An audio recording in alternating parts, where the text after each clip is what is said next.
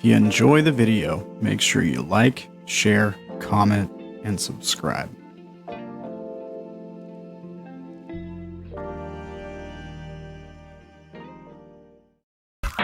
Warning: the following contains material that may be too disturbing to some people.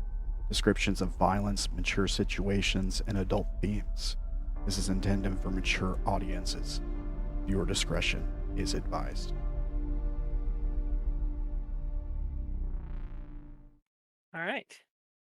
That is good. That's fair. Okay, so hello everyone. We have some new faces, some faces who will be joining us later, and some faces who may not be joining us again. I hope everyone's had a good week. I'd like, because we have a new player here, everyone to sort of go around and introduce their characters and whatever format that they would like, whatever thing they would like this player to know, and then if the new player would like to do the same to them about what they're going to be playing, that would be great. Any objections? No objections. Nope. Who wants to go first? Oh, don't ask that. I'll always go first. You asked the questions, so thank you for volunteering, Darren. All right, so I'm playing Darren. My name's Sam, by the way. And Darren is a screw-up punk kid loser. He was a drug dealer. And I mean, is there anything else really? I mean, that's pretty much. He's antisocial. He's a little. He's got a heart of gold. Does he? Yes, he stole it off that Yeah. man. He shot It's a gonna guy. earn him so much drugs when he sells that heart of gold. Yeah. No home. It burnt in a fire. No place to live. All he owns is a motorcycle and the stuff that's in it. And you know what he carries on him. Yeah, I mean, if you guys want to add something, go ahead. But I think that's pretty much it. He may be a pod person. He was almost possessed by a demon when we first met him. He was on a drug trip. He bought some acid off a guy at a gas station, and that's how I met the group. They weren't selling the acid. I just had a bad trip and ran into them. Don't ever buy acid from a guy at a gas station. Haley, thank you for volunteering. Okay, all right. So, I play Haley. My first name is Caitlin, by the way. She is, or was an all-star soccer player before the school got shut down for a little while. She is a journalist. She is obsessed with anything to do with books. She likes to read. She is also someone who likes to help out with the community, loves to do community projects, things like that, which is how she met Sydney. And let's see here. She has also had some troubles of her own and kind of runs a little support group for survivors of any rape, domestic violence, anything like that. My name is Emma. I play Maxwell, who is a librarian who has become interested in the group fairly recently to help them out with their investigations into the unknown.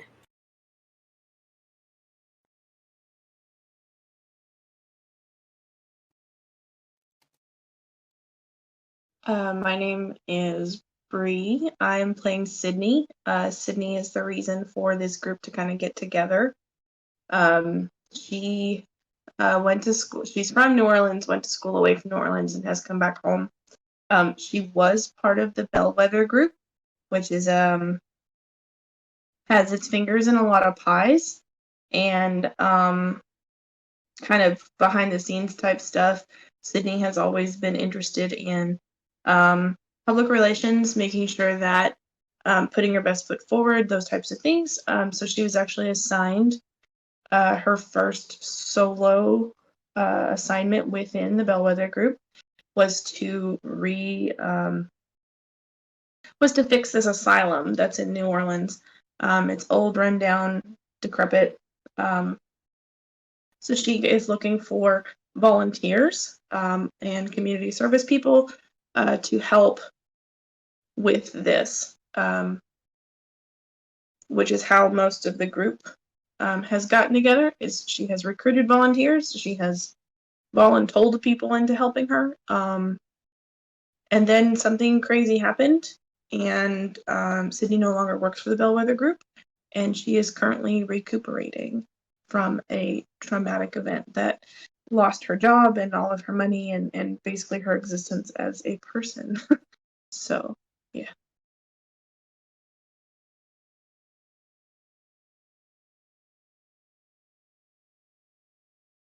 That leaves one person. Is that me? No. No, me. My name is Sarah. I play Isabelle, also generally referred to as Izzy. She is also a Tulane student and best friends with Haley. But unlike Haley, who's an athlete and an excellent student and an all-around model citizen, Izzy has a well-known reputation as being a party girl. She's kind of she's from like a wealthy family and is a little bit, well-to-do, and seems somewhat sort of self-obsessed until recently she abruptly stopped partying and got a job at a local fast food place. Abruptly. After running into a guy there who she started dating. Yep.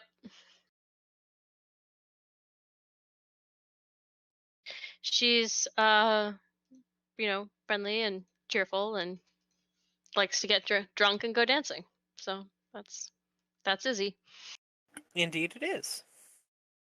Now we have our newest member. OBKB. I am a recently retired professional baseball player. My name is pronounced Antartigo Vespucci. Let's see. I've been bored for the past couple years. I lost the thing that my life was about when I had to retire from the greatest game in the world, and I am looking for a new thing to do with myself. Oh, gotta remember to hold my mouse button. Let's see. I don't believe in the paranormal. I think, first of all, I think ghosts are fake.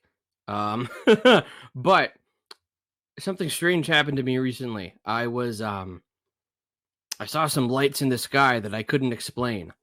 I don't believe it was aliens, but I don't know what it was. So I am willing to have my mind changed. I am willing to experience new things. I think that's as much as I would say about myself right now. Is there anyone, in any way, upon seeing this shadowy figure, probably not even lights, just the impression of something big and shadowy flying through the sky, maybe a little light on it, but what would you have reached out somewhere about that? I don't know. I think I would have kept it private for the most part. For at least until right now, I probably would have kept it private because I don't believe in that stuff. But I still saw something. Sure. And you don't want to go to you don't want a journalist going to like TMZ and talking about how baseball players sees aliens, blah blah blah. Makes sense. But there are like anonymous internet forums. Would he have searched out for something like that, since you say he wants to believe about things? I might have browsed MUFON a little bit, the Mutual UFO Network.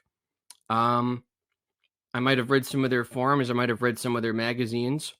I might have listened to a podcast or two, something like that. All right. Made any posts anywhere sort of talking about it? I don't know. Maybe not. Is there a reason you're asking?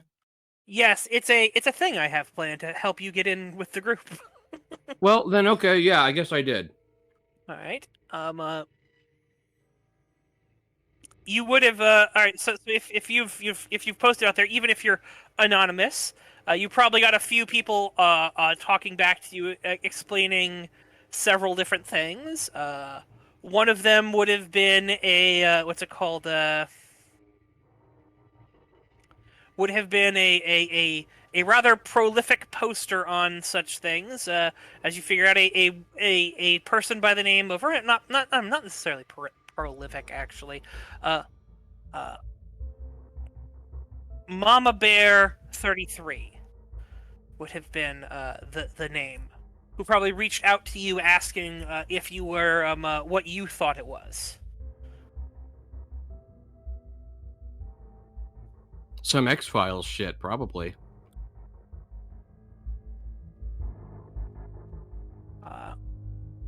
She would ask you if you believe in UFOs. I've seen one, but I don't believe in them. That's probably how I would have put it. I mean, I'm not convinced they're a real thing, but I definitely saw something that I can't explain. Saw a flying object that I couldn't identify for sure, but I'm not like, deep end on aliens or black projects or anything like that. Sure. She would basically say this is that's very what's it called that's a very a very interesting perspective you have there. I'd love to meet up and chat sometime.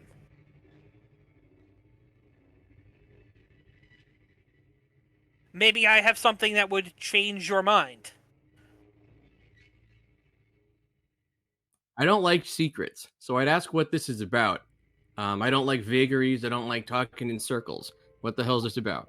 I'm a professor at a local college in New Orleans, and I was wanting to show you some things, since you seem to not believe the things you've seen.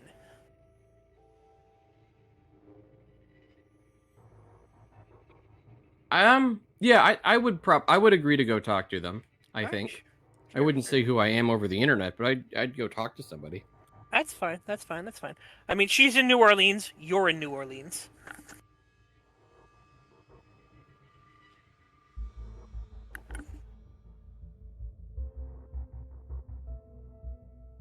All right. So you meet up with this woman, so to speak. So to speak. So to speak. I mean, her username's Mama Bear.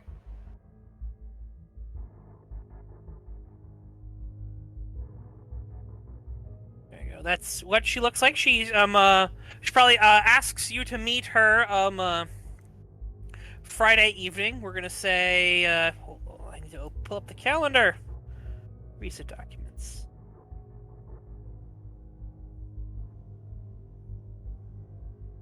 There's the calendar. Did you post a picture somewhere?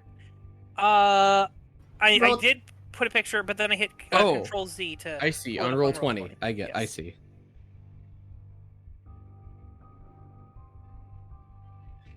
You feel free to click away once you've seen the image there. I'm going to pull her on up there.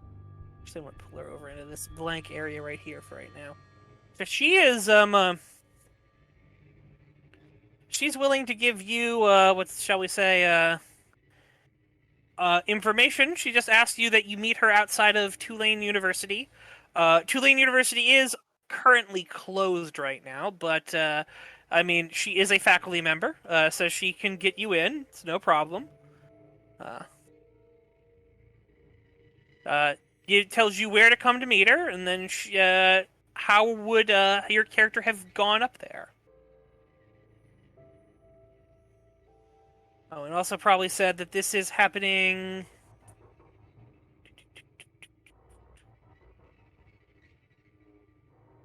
Oh no, not that weekend there. It's probably happening the 30th, shall we say. March 30th. Oh, I should give you a few more rundowns of things. So, in this world of unknown armies, there have been a few different events that has not occurred in the normal world. The first one being on January 1st of 2020, there was a series of radio broadcast takeovers with a weird computer-generated voice, basically reading out the names of individuals that they with addresses and even phone numbers of people they said were involved in very, very terrible acts. Think of a pornographic nature. They mentioned these people were working on what was that they were worshippers of a snuff film, shall we say, and working to recreate it. Listed all these names, including the names of several highly powerful political figures. This whole accusations ended with several riots rocking New Orleans.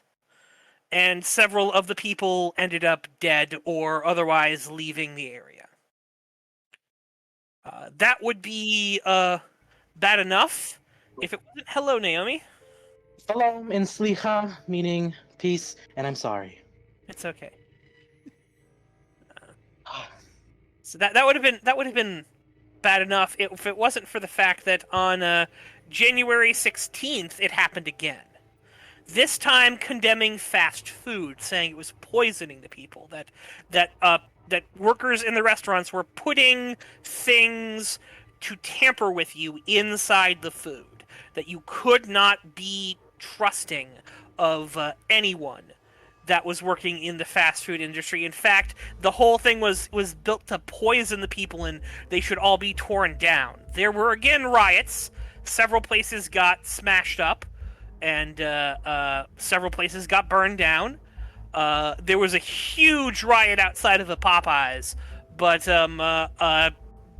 apparently that place is still standing, though. Rumor has it there was some kind of fight that broke out there amongst the crowd. They all started fighting each other.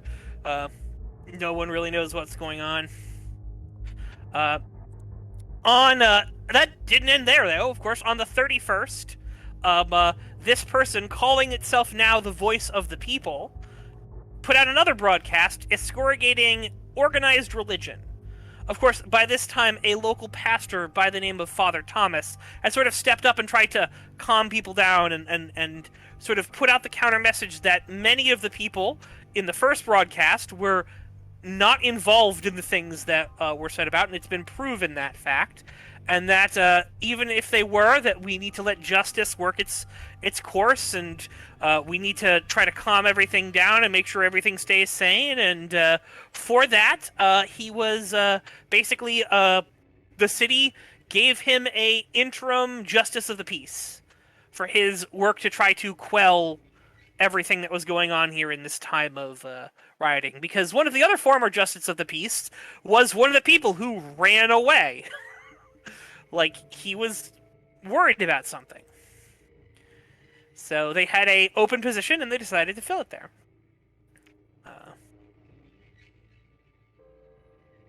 After that, there was a February 15th broadcast about big business, and it was a lot of Illuminati ranting about how everything is connected. There's people who, work in the shadows to manipulate and control society, all those kinds of things. There were less riots for that. Afterwards, then on March 1st, the Voice came back with a excoriation of a man by the name of Jeff Mayer. He is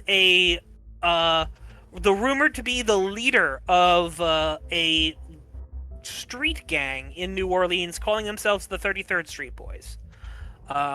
They have been an issue that has been sort of building up because they've been going around ever since the first of the year, and they've started taking over territory of other gangs and sort of making those gangs work for them. And so the 33rd Street Boys just keep getting bigger and bigger and bigger, and it's becoming more and more of an issue as, tensions and, shall we say, violence rises because of this. Are you still following? I think so. Right. It wasn't until the 15th. What would you say your character has thought of all of this so far, being someone who's probably been in the city through this whole time? I think that a hacker is playing a prank. People are taking that at face value, and they are losing their shit over it. It's perfectly fine. That's a very reasonable example. It'd be around this time, around in what's it called? In mid-February to March, that Justice John Michael Smith would have started his sort of community meetings. Considering the fact that you were a very prominent member of the community, a famous person, I have a feeling that he would have reached out to you to invite you to come. Would that have been something your character would have been interested in? I would have seen it as like a way to kill time, but yeah, I would have gone. Sure. So you've been to the meetings. You've probably talked with the man and several other people. It's probably where you first met Maxwell, who was really curious. I'm guessing. Why do people think you're famous? Question, Yeah. Maxwell. Did you ever try to get him to sign a book? Yeah, after he told me a bit about it, I would have tried to get him to give me a suggestion on maybe a history or like another nonfiction, and had him sign it. Like it would have seemed important to me. I have a question. Have you ever talked to Maxwell about your thoughts about writing a book? Tigo. I don't think so. No, I mean, it's not a serious thing he's thinking about. It's just kind of a way that he's justifying the fact that he's not doing anything important right now. Fair. All right. I mean, writing is important. You give the world a perspective. He's not mentioning it to you. You don't get to reply in character. Fair. Right? Yeah. I will. You caught me, Brandon. I apologize. Mm-hmm. No. So, you probably did very good not mention. I applaud you for not stepping into that trap. I applaud you very well for not stepping into that trap. But that would have really explained why you probably don't like Maxwell. He talks a lot about books. He does talk a lot about books. He's a little crazy. I haven't read a book since middle school. Oh yeah, that would have been okay. Maxwell doesn't talk very much to This is why you don't talk much to thing. So I have a question, Maxwell, about your thing that you developed. How long do you think you've had that? Years, months? Probably months. Months. So possibly around the beginning of the year. Yeah. All right. Okay. Fair enough. So during this whole time, you would. All right. That makes sense. All right. Ignore all the things.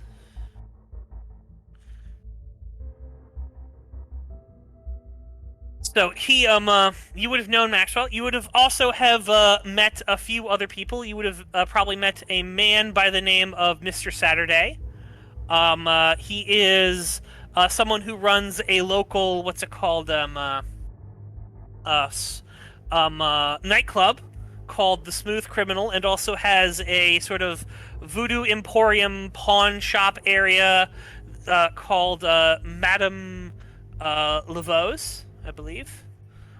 And Maman Brigitte. It was Maman Brigitte. he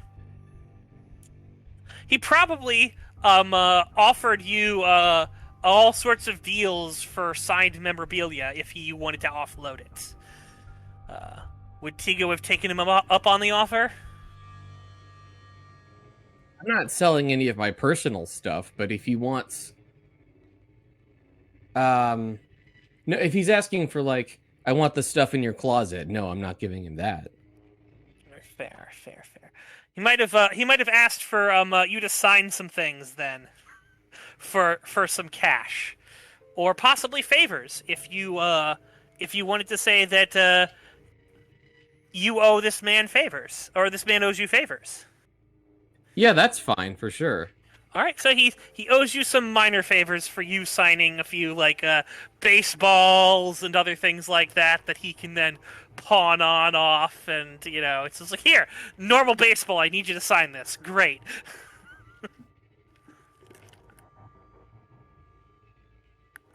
So, unfortunately, other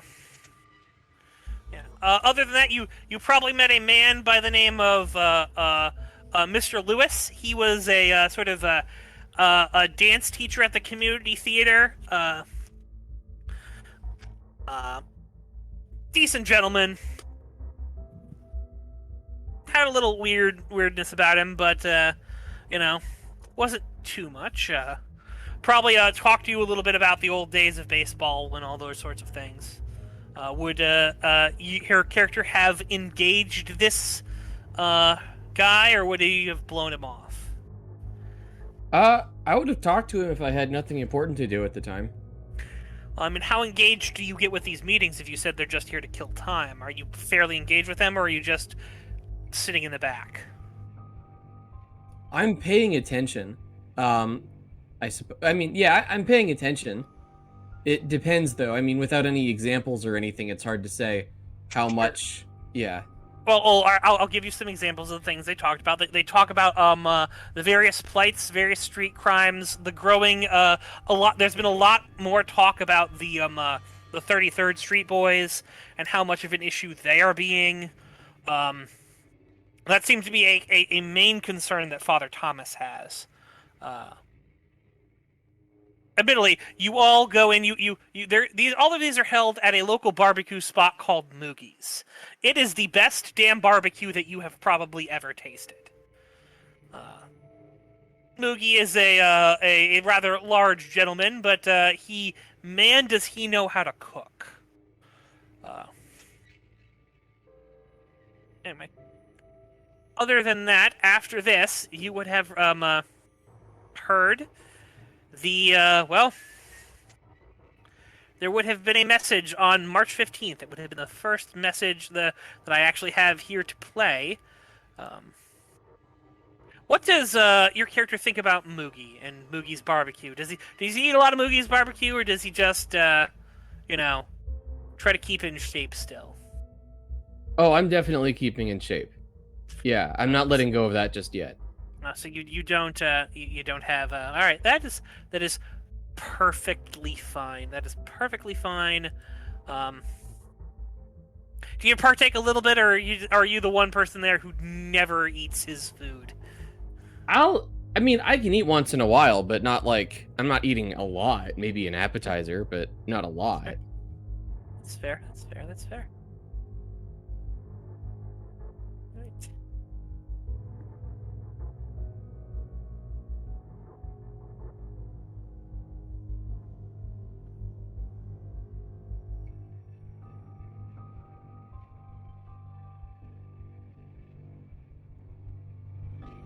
Alright, so now I'm going to do a thing. Before I do a thing, I'm going to do another thing. So,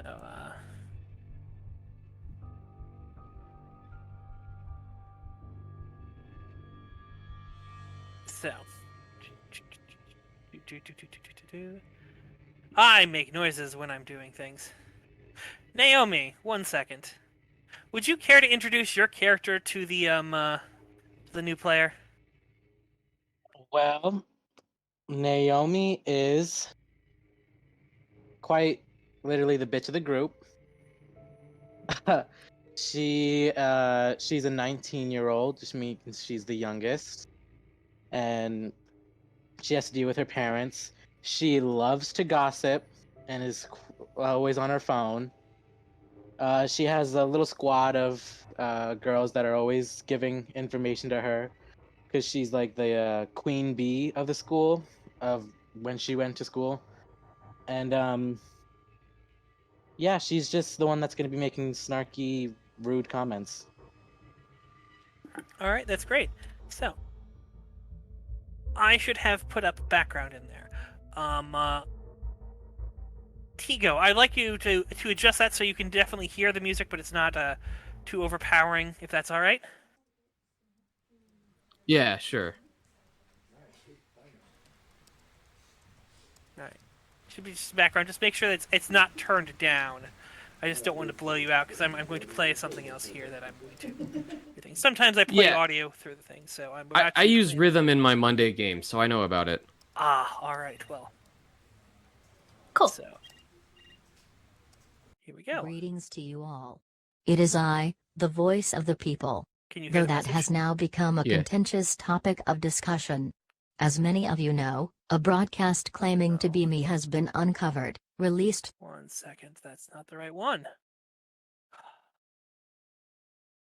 All right, never mind. I thought I had a thing ready, but I don't. Oh no, Jack. It's my fault. It's my fault. But yes, so instead, I will just overview it. On the 15th, the Voice of the People, which you heard a little bit of the audio of what those broadcast cut-ins sound like. He put out a new message. And that message basically said that you should not believe in magic. That anyone who's trying to get you to believe in magic is your enemy, and you need to resist them.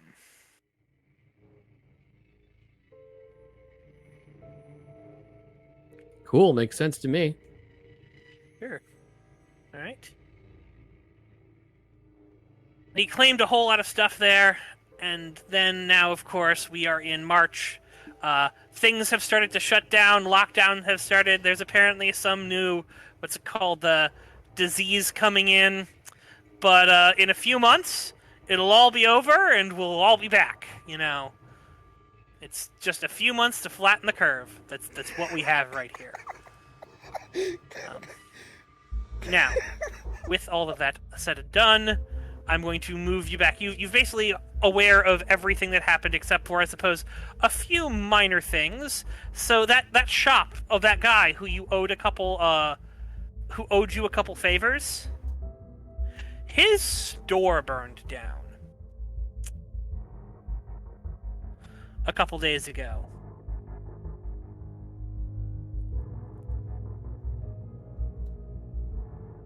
Okay. And on the 25th, like in the middle of last week, his store entirely burned down. And now today is the 31st of March, and you have a meeting with a professor at Tulane University. Yep. All right, so she is there to greet you at sort of the door, or the place where you meet. She's like, all right, welcome, Mr. You look familiar. Do I know you from someplace? It's possible, but no. Fair enough, fair enough. No, Anyway, hold on. Let me try that again.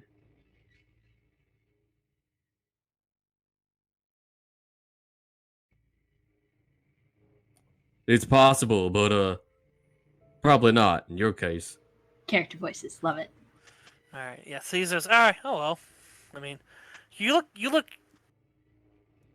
very familiar. I just can't put my finger on it. Anyway, I am Andrea Marshall, Professor Andrea Marshall, and I have some things that I think you might be interested in seeing. Well, lead the way, ma'am. All right, sure. He should have leads you on into the building. Started walking there. She's sort of making idle chit chat about the weather, how your drive was, all that sort of thing. How would your character be responding?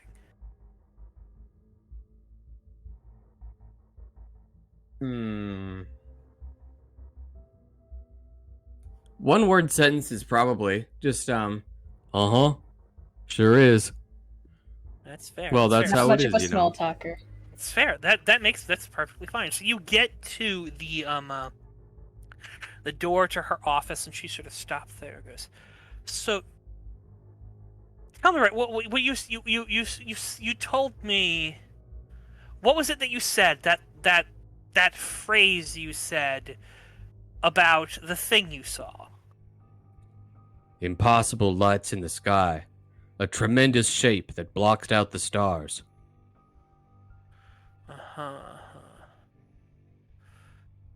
And what you said, but that seems very very interesting. They're very very but you said something else, something about you. Even seeing it, what was that again?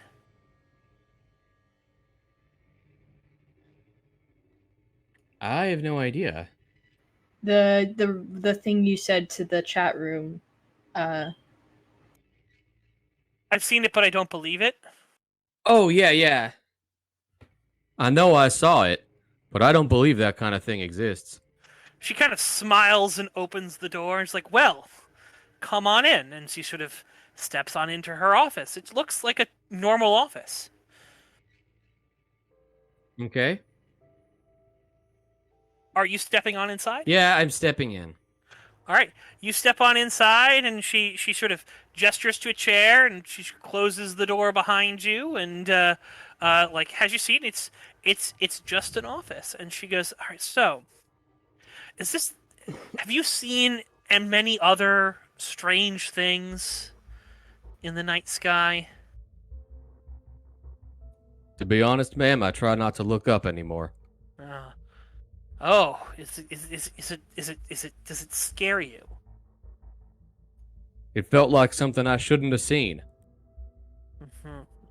Well, that is fair. There are some things that want to remain hidden in the world. They do a very, very good job of veiling themselves from public sight, shall we say.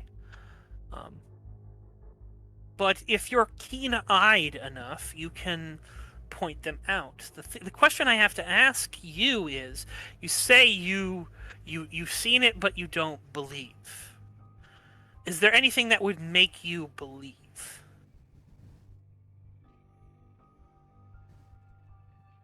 To be honest, I don't know what to believe in.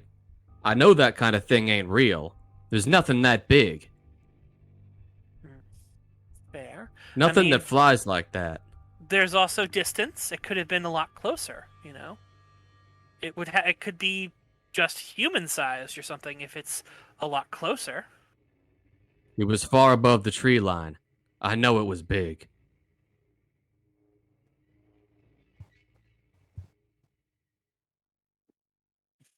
Very well. Well, I mean, there are reports of all sorts of things. She sort of opens up a drawer and starts pulling out information, and starts handing you various articles about odd things, humans lifting cars, reports of yogis who say they can transmit their spirits, all these other things. I'm a English major, but I was much like you. Thinking that there wasn't things that could be seen, but I had my eyes opened. Careful now. Keep your mind too open and your brain is gonna fall out. Oh yeah, that is a thing that can happen. But luckily for me, I think that if you keep your eyes open enough, you're able to see what truly lives beyond the veil. I don't think you should go assuming that such a thing exists. I mean, it's not assumptions. There are things I have seen that would beggar your mind.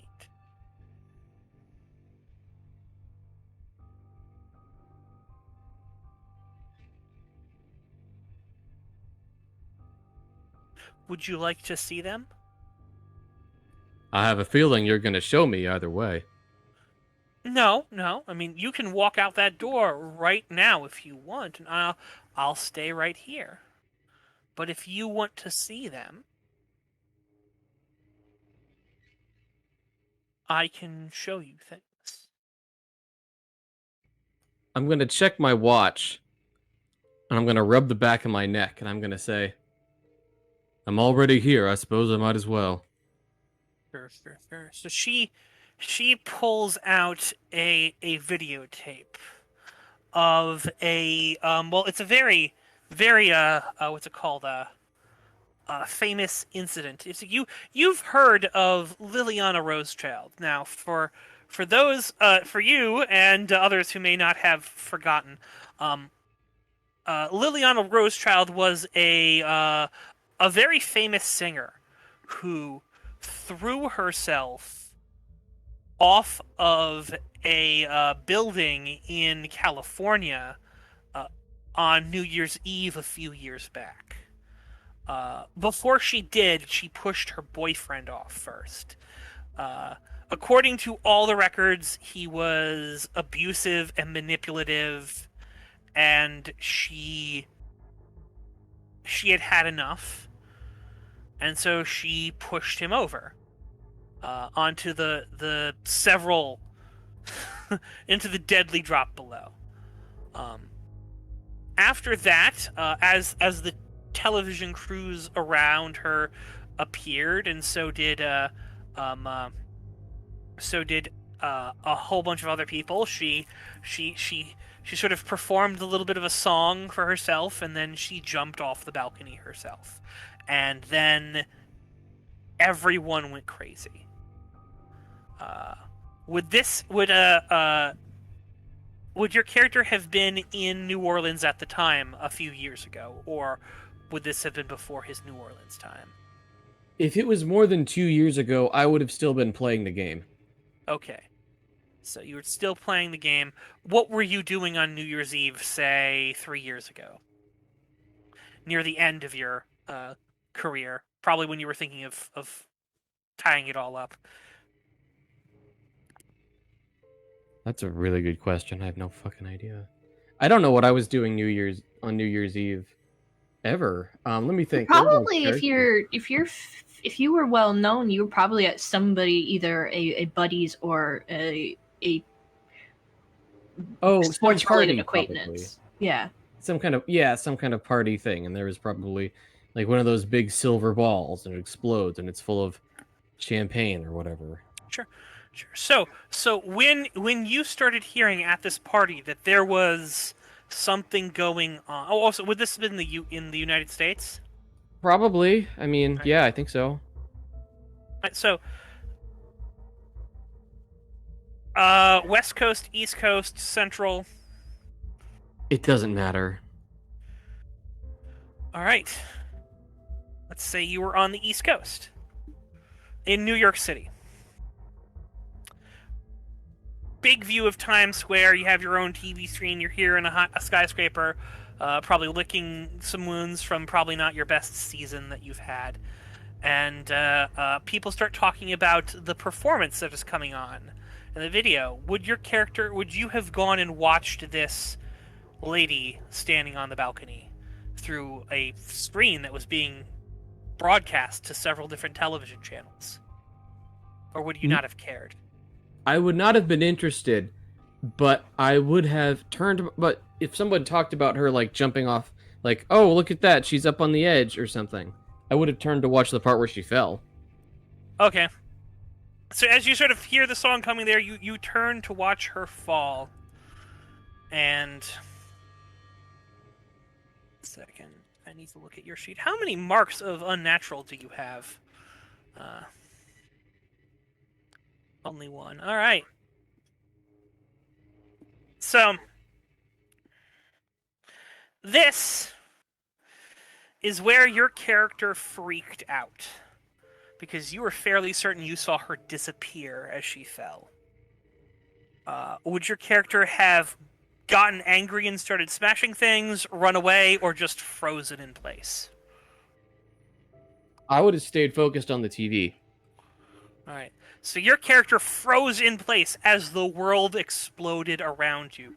Several people who were running ran screaming from the building. Someone else started smashing the television screen. And you were just continuing to watch it for as long as the image flickered up on there of what was saw and what was playing through your mind. And she puts in the tape, and instantly as she puts the tape, you are recognizing this tape. It's a tape from that night from a different angle. What is your character doing? Oh man, not this again. Oh, you saw it. I think the whole world saw it, man. Yes, indeed.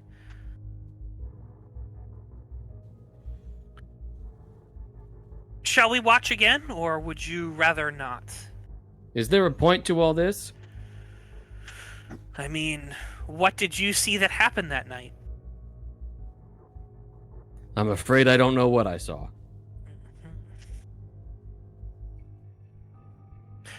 You know, the police records were very vague, but if you look hard enough, you will find that they only found one body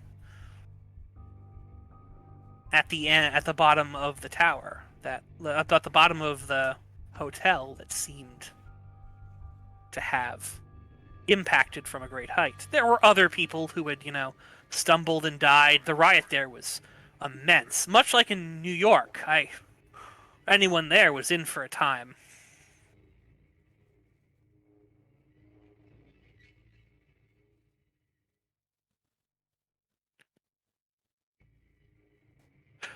What do you think happened?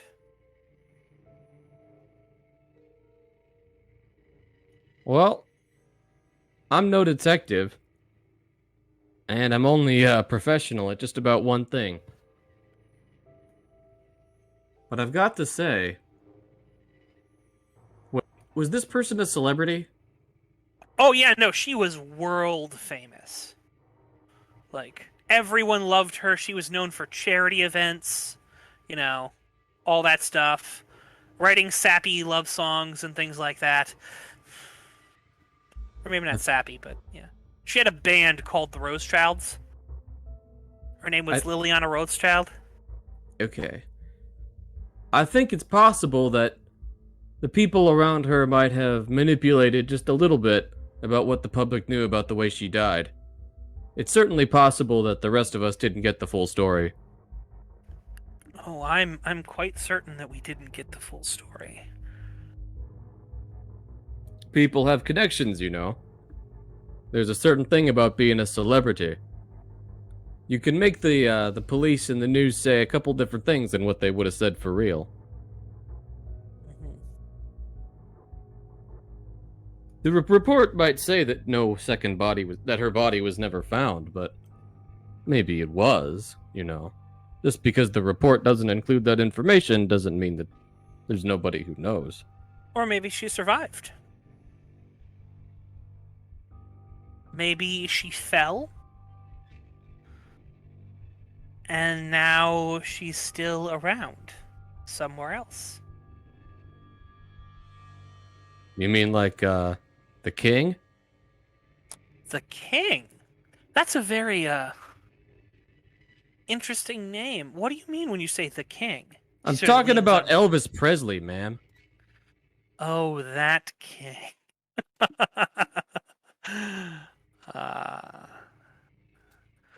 No, not that king.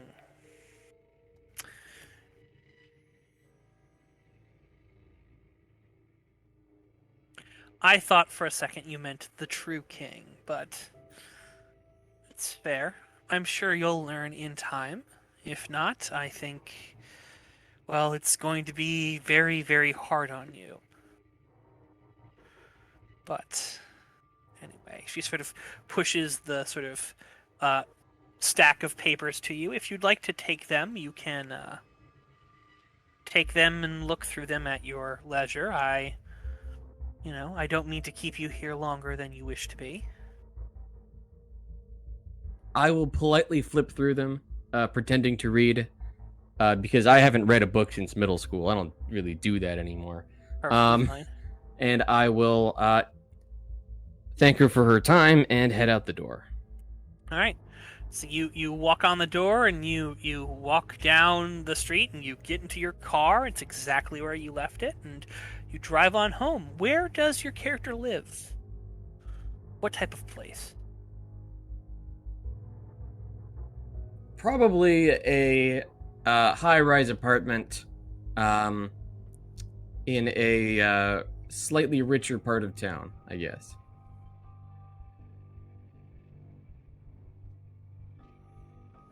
Well, so you get back to your high-rise apartment, and as you are, driving on past, you're out of the corner of your eye, you see an old man, sort of sitting there, sort of reaching down into a bag of ashes and just shoving it into his mouth. Man, some people got bad taste in snacks. Must have been the worst popcorn I'd ever seen. You see him like, you're sort of at like a red light right now. He sort of tips the bag up and he sort of like dumps it on in and sort of licks it all up as your eyes are focused on watching this man, and he sort of turns to you with black teeth. What are you doing? Waiting for the light to change, probably. Sort of stands up and starts, walking up to your car. Sort of goes down, he sort of taps on the window.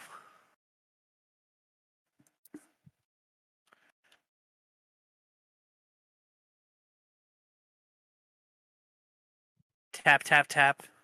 Yeah, Tap, I'm tap, gonna ignore him for a minute. I'm gonna just hope that he goes away. He isn't going away. He holds up a bag and he shakes it and he's like, "You want some?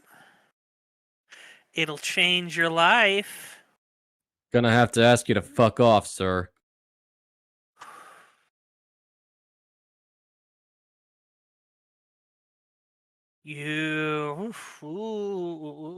Sort of shakes his fingers and looks at you with his blackened teeth. He goes, "Are you sure? You should be nicer to the people you meet. You never know who they are." It ain't nice to tap on a man's window. Are you a man?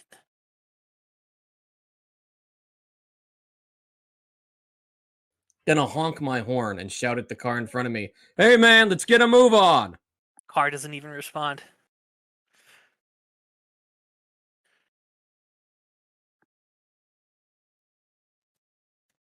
You sure you don't want some?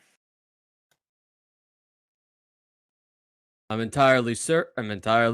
Now leave me in peace. Your loss. He sort of turns around and goes back and sort of takes the bag again, and you see him like dumping the ashes into his mouth. Eventually, the light, you're like, the fucking light. This light has been red for entirely too fucking long. Finally turns green and the car pulls on away.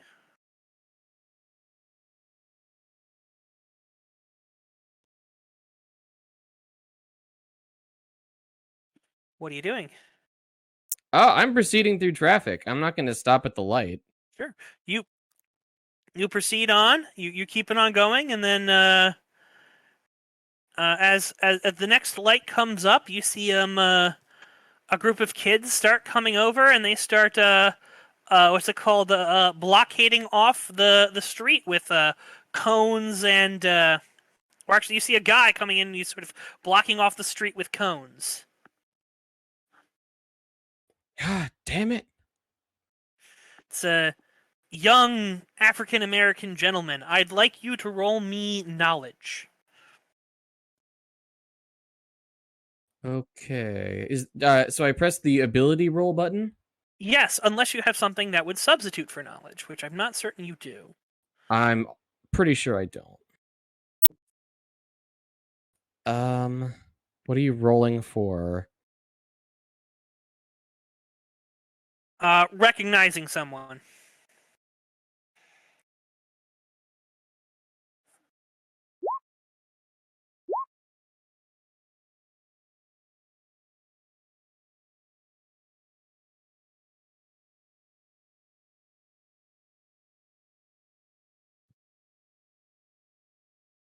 $91. So that is currently a fail. But if you had one of your passions that you think would help this be relevant to this roll, you could flip that into a 19 or re-roll it. Since a 19 is a success, flipping it would be the best bet. So lower numbers are better? Yes, lower numbers are better. You want as high as possible under the the target value. So 60 would be the best natural success that you could get. A 11, which is a matched success, is a degree higher than a regular success. And rolling 0-1 is a crit. It's the best thing you can roll. Rolling a number that is over is a fail. Rolling a number that is over and both of the two are the same, say if you had rolled 88 or 99, those would be a matched fail. Those are a lot different than there. Okay. My passions are not relevant to this. Yes, that's I can totally see that. Unfortunately, that is a thing. So the guy sort of,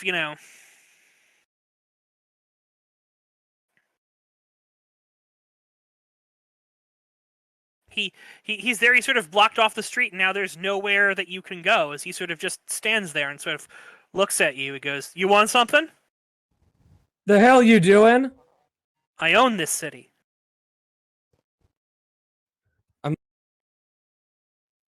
God damn it. Come on, man. I'm just trying to get home. Roll me notice.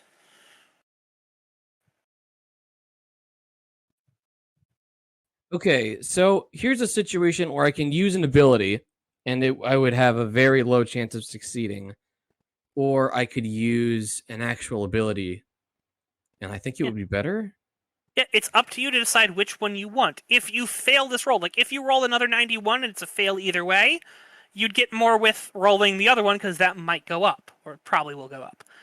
If not, then yeah. Okay. All right, let's see.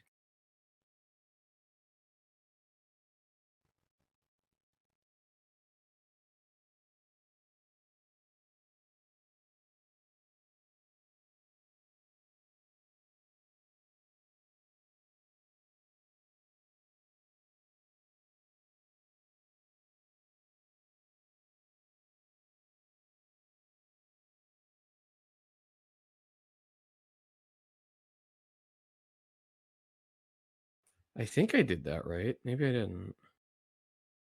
It may take some time there. Did you roll an ability, or did you roll your identity, or did you roll another ability? I rolled notice. Okay. Is there a box on the screen? If there's not a box on the screen, then you did it right, and it's just taking a while. There's no box. All right. I'm going to be nice, and I'm going to say, until further notice, you notice a gold 33 neck chain hanging from his thing, his neck. Okay. So he's this guy who's probably involved with the punks. Yeah. Sucks. All right. Yeah, I tell you, bitch, I own this city. Take your fucking car, get out of here. Goes home and kicks your car.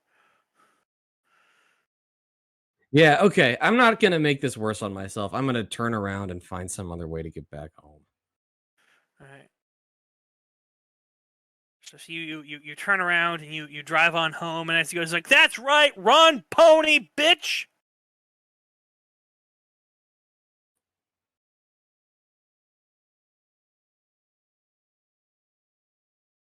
FYI, you doing okay? Just a little. Oh yeah, I'm fine. I just don't talk if I don't need to talk. Sure, that's fine. I just wanted to know. I'm using push to talk, so like, I don't like pushing this button. That's perfectly fine. No, you go home and everything seems like it's a fairly a normal day, except when you get home, you notice your old camera is out there. It's the camera you used to take that picture of yourself. Yeah.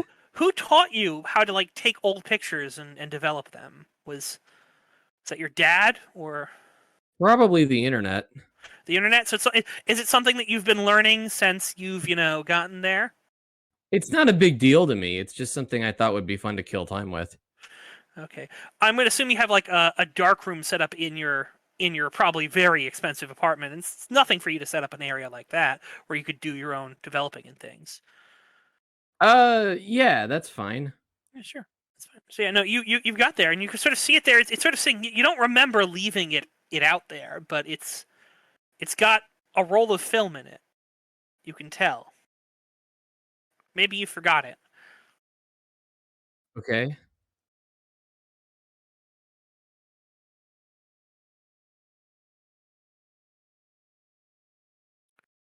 I mean, it's fine for a camera to have film in it, and there's nothing wrong with that. Sure. Are you curious? Do you want to figure out what the pictures are? You're going to develop them? I mean, you've got time. I'd want to check to see if the film was totally used first. Yeah, it looks like it's at the end of the roll. Well, okay. I suppose so. So you start developing the pictures, and they're of yourself and other people and places that you know. You don't remember taking pictures of these places, but you must have. It's just whatever. You've been under a lot of stress, right? Maybe you went out sometime to take some pictures, and this just sort of happened. But yeah, no, Yeah. it's got all this thing. Roll me. Oh, notice didn't work yet again, so I'm going to give it a try on your character and see if it's having problems. Man, guys, Discord is awesome. Y'all don't know what you're missing. Maybe I didn't. We've been cracking jokes. All right, in the it's Discord. looking like that's all right. So 45. So yeah, you do a thing, and you look back, and something just changed in one of those pictures.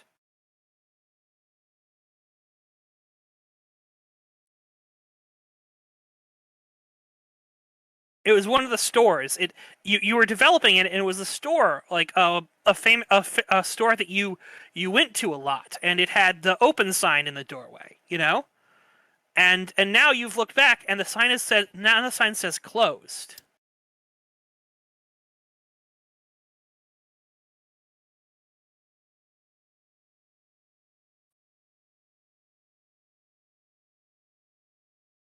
I might be having some technical difficulties.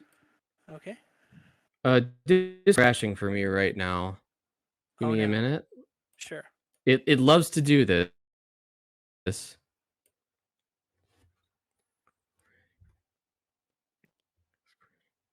Well, at least I'm not the only one with technical issues today. Yeah. No. Again, it's not a Discord game if technical issues aren't happening to somebody. Welcome to our 8th player, the Gremlin. Technical issues. Technical issues, Gremlin. What do you have to say for yourself? Fuck you all! Thank you, Technical issues, Gremlin. Always so informative. Always such a pleasure. Yes. Your insights are... Can't open user profile directory because you lack sufficient privileges. You might want to contact the administrator of this machine. Well, okay. What? Your computer? It's a laptop. Okay. Huh. I got it. My browser crashed. I gotta get it open again. We can hear you just fine. Yeah, but the roll 20 Yeah. is the issue there. I can definitely make rolls if you need them, but I mean, yeah, you're free to roll on my behalf while this is going on. sure. So the question is, so what would your character be doing that he saw that the camera moved, the picture moved? I'd probably rub my eyes for a second. Yeah, it's definitely says closed. You could have Well, sworn it I'll was a picture be. of it being open. Could have sworn. Guess I was wrong. You also see a picture of yourself in there. You're wearing exactly what you were wearing now, smiling at the camera. Well, damn, I never smile for pictures. Okay, not smiling for the camera. Correction.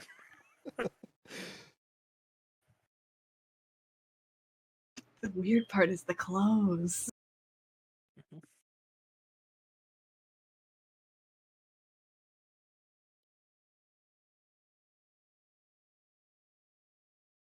I'm so interested. You're gonna Me too. go on to bed, you know. Yeah, I'm gonna proceed. I'm gonna proceed as usual. Sure. You go to bed, have a normal night. You wake up the next morning, you make food, things like that. What are you doing this morning? I'm on my computer and trying to get back to Roll20. Sure. Oh, fair. Yeah, that's fair. So, sorry, that was really funny. as you're, what do you normally make for breakfast? Usually it's just cereal, unsupported browser. Oh, screw you. Go away. For some reason, I probably eat cereal, some of that like granola cereal with the raisins in it. I use almond milk. If I'm gonna treat myself, I'll do pancakes or eggs or something, but usually just cereal. All right. You know, do you have any like bacon or anything like eggs in the house or something like that? There's eggs, but I only use them like once a week or so. That's fair. I mean, but you can sort of see the eggs. You sort of feel like something's telling you eggs would be really good. Okay, if you needed to go this way, we'll do it. Well, that's perfectly fine. Follow the vibes. Trust me, there is a reason I'm doing this. Okay. Uh-huh. Okay.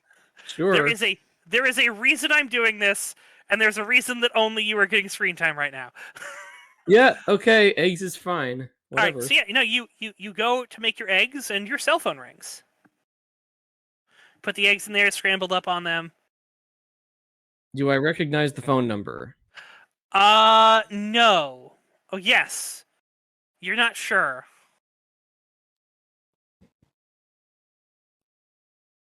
I'm gonna let it go to voicemail. It's probably a robot. Okay. Who's someone that your character would take a call from? Only someone who's already in my contacts. All right, fine. Who would be someone who's in your contacts? Former manager. What's your former manager's name? Dude, I don't know. All right, fair. Oh no. It's fine. It's fine. It's fine. I ask questions. I mean, it Mario could be anyone. Winters. Okay, Mario that's Winters. fine. Yeah. All right. So it goes, hey, yo! Antartigo! It's Mario! Pick up, man! God damn it. Yeah, I'll pick it up. All right. Hey, what's going on? It's too early for this, Mario. Oh, I got the great deal for you, all right? We got some people. They're looking for you to endorse things, all right? I'm listening. What is it? You know, I'm working. So he starts going through all his spiel about how he wants you to endorse things and things like that, and then you start smelling burning behind you. Yeah, okay. I'm gonna let him talk, pretend I'm listening, and check on my my stove. Oh, there's a fire in your thing. The eggs are burnt to a crisp. I'm gonna grab the flour out of the cabinet just above, and I'm gonna douse the pan. Sure, you douse the pan, you put out the fire perfectly fine. You are now looking at completely charred eggs. And your mind goes back to the man with the ash.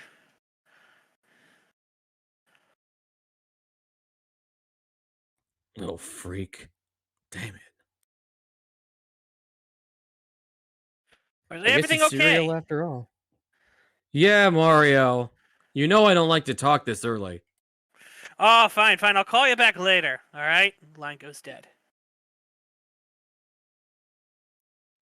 Mm-hmm. Just dumping the eggs out. I'm not eating them. You're not eating them? That's No, I know where you're going with this. I'm not eating the eggs. It's perfectly fine. You dump the eggs out.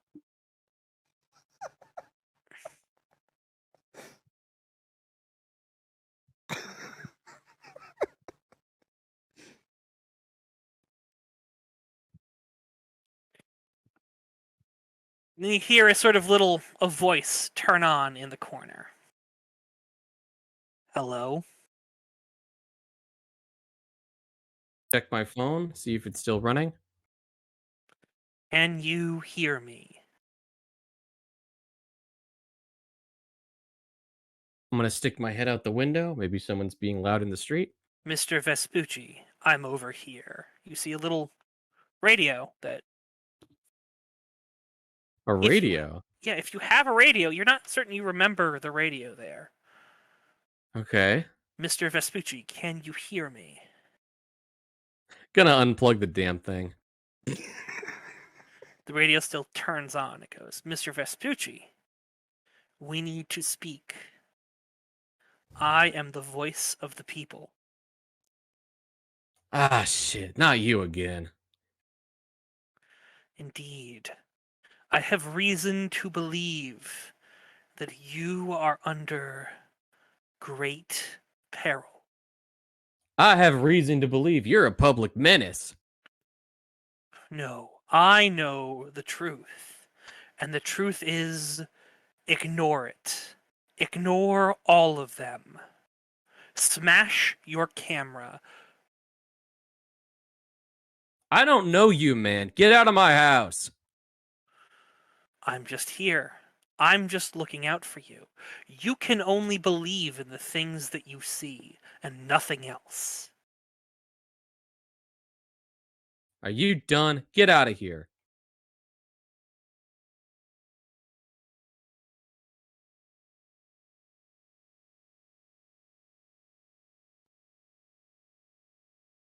Very well. But beware the old man in the house with a clock. He lies. Do not listen to him. Gonna mutter under my breath. Every damn house has a clock in it. Right?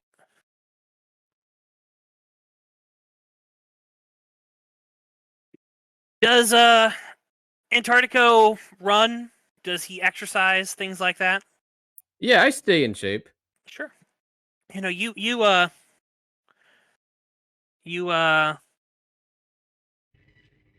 go outside, you start running, you're running through the area, as I'm sure you start paying attention to everyone on the street. It's sort of like do you normally pay attention to people or just laser focus? I've got my earbuds in. I'm listening to a podcast probably to stay focused. Strangers are none of my business. Alright, fair. As you are sort of coming around, you sort of turn a corner and you slam into someone. And odd thing is, you are the one who falls to the floor, even though the person in front of you is way shorter than you are. Way smaller than you are. It's the man from before with the 33rd necklace. Goes, fucking pony, watch where you're going.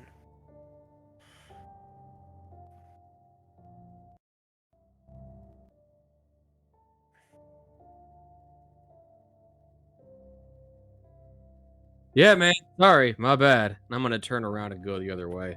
It's like, you have to watch the city, man. Watch the city. If you don't respect the city, it won't respect you. Walk away. Don't you walk away from me, Pony. You get right back here. Oh shit! I'm not listening to him. All right. As you walk away, a brick falls from the ceiling, from a building, and slams into your head. Mm-hmm. Yeah, that's rough.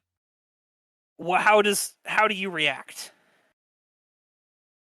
By dying, probably. Maybe today's a day where it's best to stay inside. That's a very. He goes. There's more where that came from, bitch. If you don't turn back around, Pony.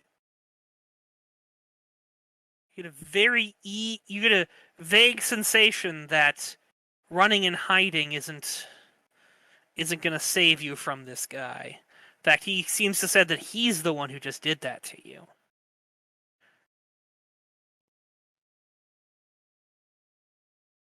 I gotta find my character sheet. 1 second. I lost my tab. Sure.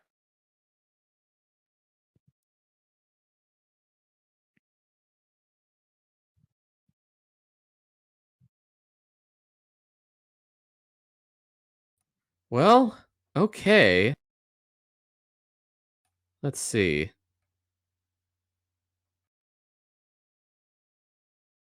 Yeah, all right. Okay, fine. I'll go along with it. So I'm going to take off my sunglasses and I'm going to turn around. I'm going to start walking back towards him. And I have no idea what I should say right now. Give me a second. Sure, that's fine.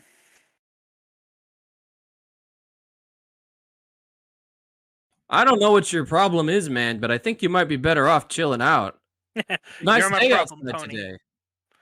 You're my problem, Pony. You're walking my streets. This city belongs to a whole lot of people, my guy. Chill out. Nah, this is my city. My city, Pony. Get on your knees.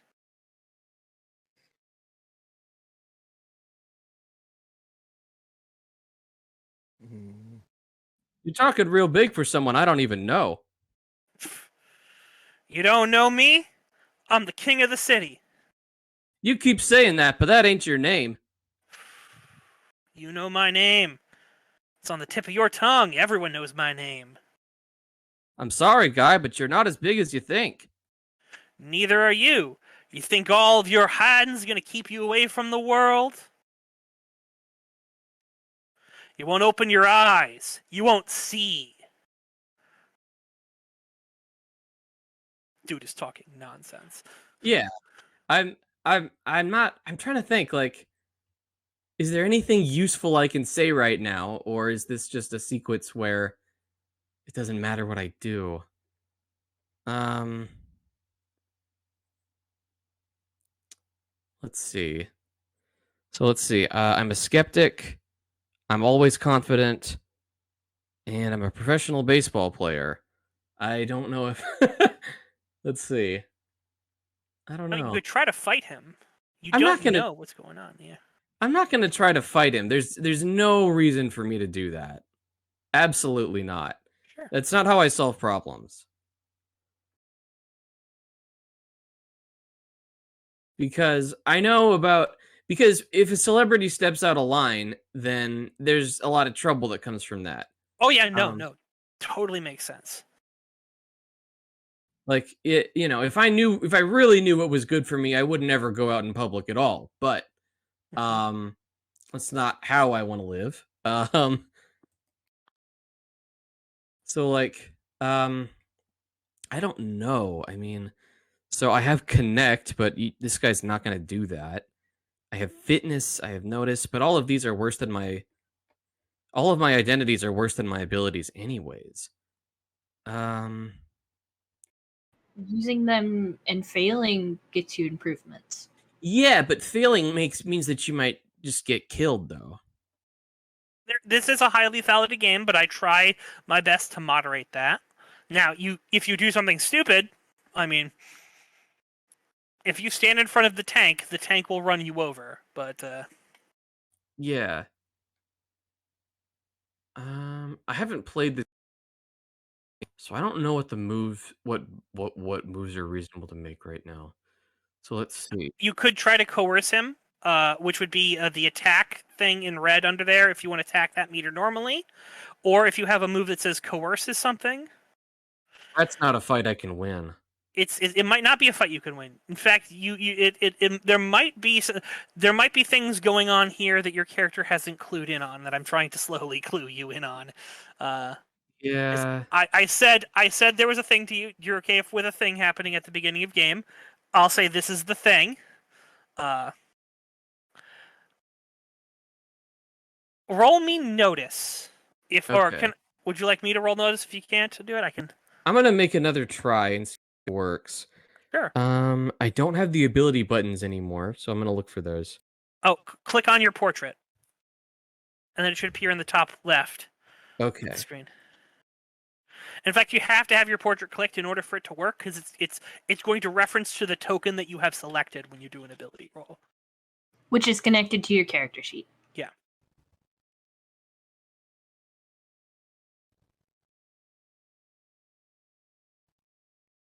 I hit submit. Wait, I'm not seeing it, but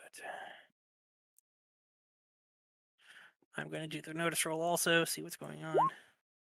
18. Yeah, no, so you start you notice as you sort of turn the corner, you can see that man from before with the bags of ash sitting all around eating sushi, just watching you. Okay. So, I mean, in real life, if I saw a weird guy, I would turn around and go home. But I'm not playing myself, I'm playing somebody else. And I mean, all right, turning around and going home may be a viable answer. Turning around and going home. I couldn't. Oh no! Oh, turning around and going home may be a viable answer. Turning around and going home may also not get you home. Yeah. So I don't know. I mean, context tells me that if I go anywhere else, I'm gonna get hit by another brick. But let's see. Yeah, okay. I want to avoid this old guy no matter what. He's a little freak, and I don't want to interact with him. Uh-huh. There's this asshole who thinks he's important, but he's not. So you're watching over as two other guys walk up to that guy who's standing there in eating with the ash thing, and they come over and they knock his table over. Okay. And you see they're dressed much like the other guy who's yelling at you with a 33 necklace. Oh, I see. Well, okay, here's my fourth identity. I am always willing to protect others. All right. So this guy might be a little freak, and he might have been rude to me, but he didn't deserve that. Mm-hmm. So let's see. Oh, this doesn't do any good, does it? Okay. I mean, if you want to walk over there and try to get into a struggle match with them, to try to like push them back or hold one of them back, I'm gonna talk to them first. All right. I will not. I really don't want to be physical immediately. Sure. I would say roll cool and confident. Okay. So that's connect to see if you can, sort of connect with them.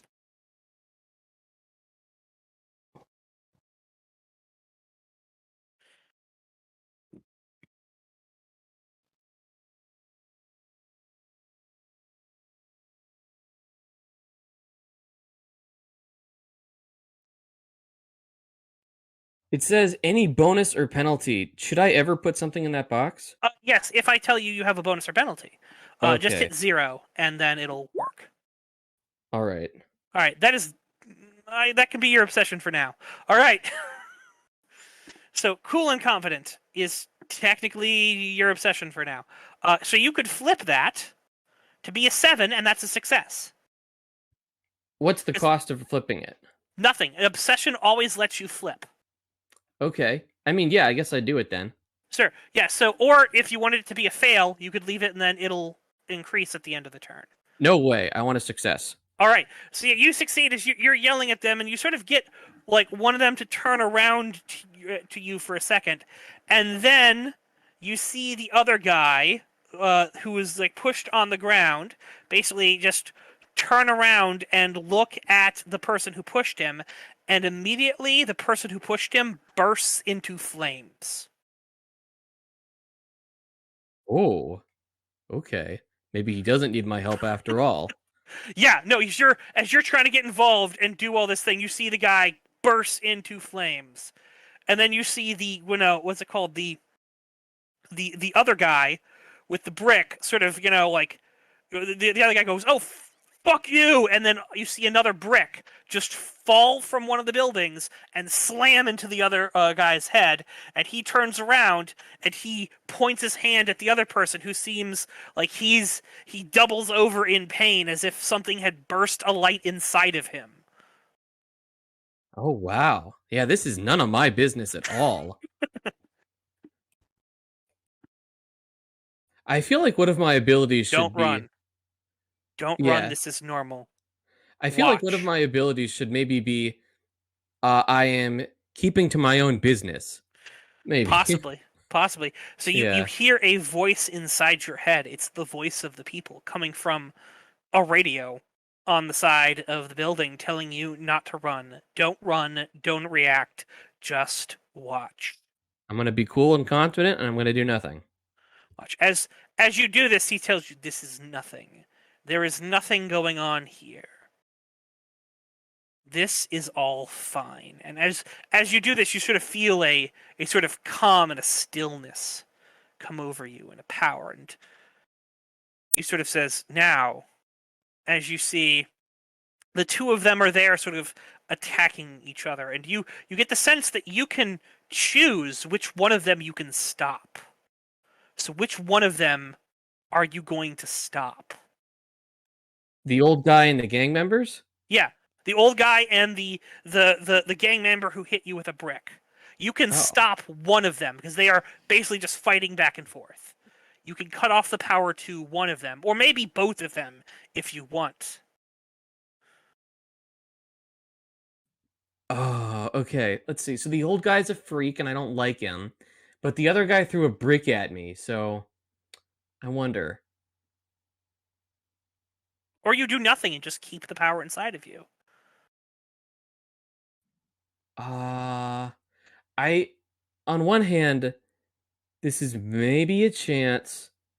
No, I mean, even if I had the option to befriend either of these people, I would not want to take it. I don't want to be associated with these punks, and I want nothing to do with this weirdo.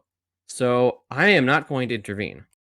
I mean, you Sure. can take off both of their power. It was one of the potential options mentioned. So if you don't like either of them, trucking them both might be what you want to do.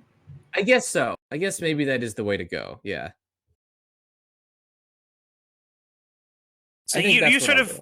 you sort of reach out and you gesture your hand. You feel some of the strength within you go, and then they stop. And which one first? Old weirdo. Old weirdo. He stops and the guy just goes, "Ha! Fuck you!" And you sort of see him sort of goes. You can sort of see a car driving in about to hit this guy, and then you throw it at the other person. The car swerves at the last minute, avoiding him, and continues on its path. And then they're just like, "The fuck did you do?" Are they looking at me now? Yes.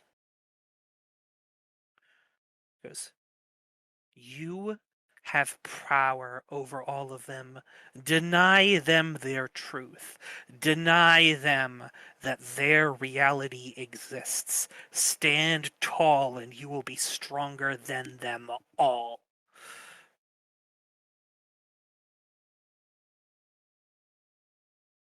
Man, it's still too early for this. I have no idea what that means, in character or out. It's fine. Yeah. If you seek answers, return to the room.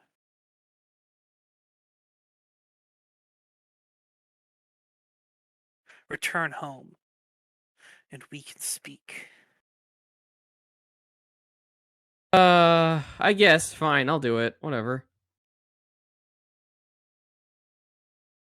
Sure. So you go back home and you see the radio is still there, plugged in. Your camera is out there too, and there's a hammer.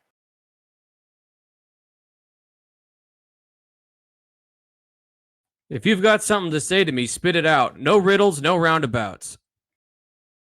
You must destroy the camera. Why? Because it represents a connection to a lie. That the world is not what it seems. You're doing it Destroy again. it. You're going in circles. You're not telling me straight up.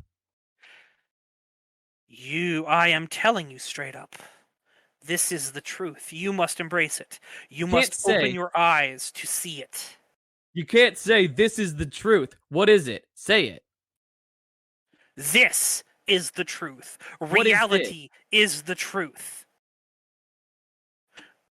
No, that doesn't Believe mean anything, guy. only what you see. Believe only what you know to be true. Reject everything else. What business is this of this is yours? What do I have to do with anything? Why are you talking to me? I will mold you to be what you should be. You've Ooh, I don't not like gone that. far enough. You must dive into this. You must reject it fully. Now, I You don't know how hear- you got in my radio. Then you hear a little chirping goes, don't listen to him. I don't know how you got in my radio. I don't know who you are. And I don't am belong the voice to you. Of the people. No, you're not. That's a lie. Yes, I'll I find am. out who you are for real. I am the voice of the people. And I am telling you to reject magic. I'm going to pick up the hammer and I'm going to smash the radio. All right. You pick up the hammer and you smash the radio and you just go to town on it. Uh-huh. And then you hear a, you did good, Antartigo. You don't talk to me either. I don't know you. The sort of little clockwork insect sort of crawls on up onto the table. Sort of, it's like a bug. It sort of, chirps at you. Yeah, yeah. Goes, I come here in peace.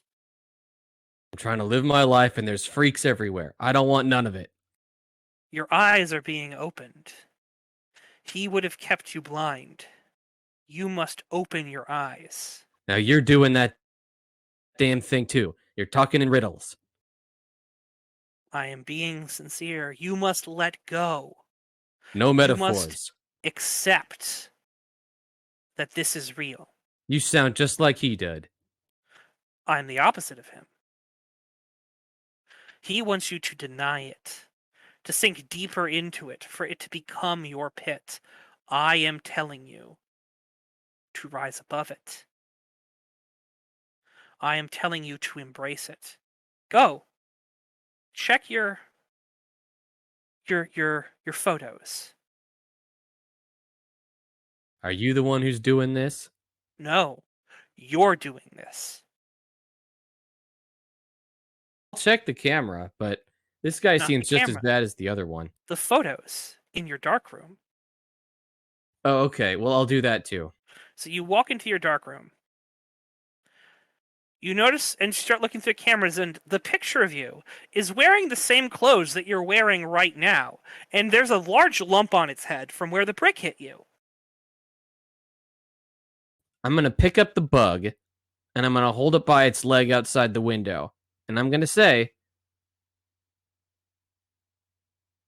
why are you doing this to me? I'm not doing anything this to you. You are doing this to you. I don't believe you if you can't explain that. You are doing this to you. You must change. You must become something else. You must see the things behind the veil. I'm going to let go of the bug. Okay, you let go of the bug, it drops, and then wings spring out and it starts flying. It comes up out of arm's reach. I slammed the damn window and shut the shades. I you am can't not. chase me, magic. I'm not having any of this. It's fine. Just the question I have to ask you is, Yes. how many years does it take you until To you what? listen? Well, if I think that there is, I mean, it depends. Like, I'm not going to listen to anything that talks in riddles and it says this and thus and you have to do it, you know? Because that's the way that a liar talks. That's the way that someone who is up to no good would talk to me. If somebody knows Antarctigo, they're going to know, okay, this guy doesn't believe in anything that he can't prove. This guy doesn't believe in things that can't be explained scientifically, can't be explained rationally. And if I have any interest in getting through to him, I'm going to come at him on that level. Oh. All right, maybe. The question I ask is how many.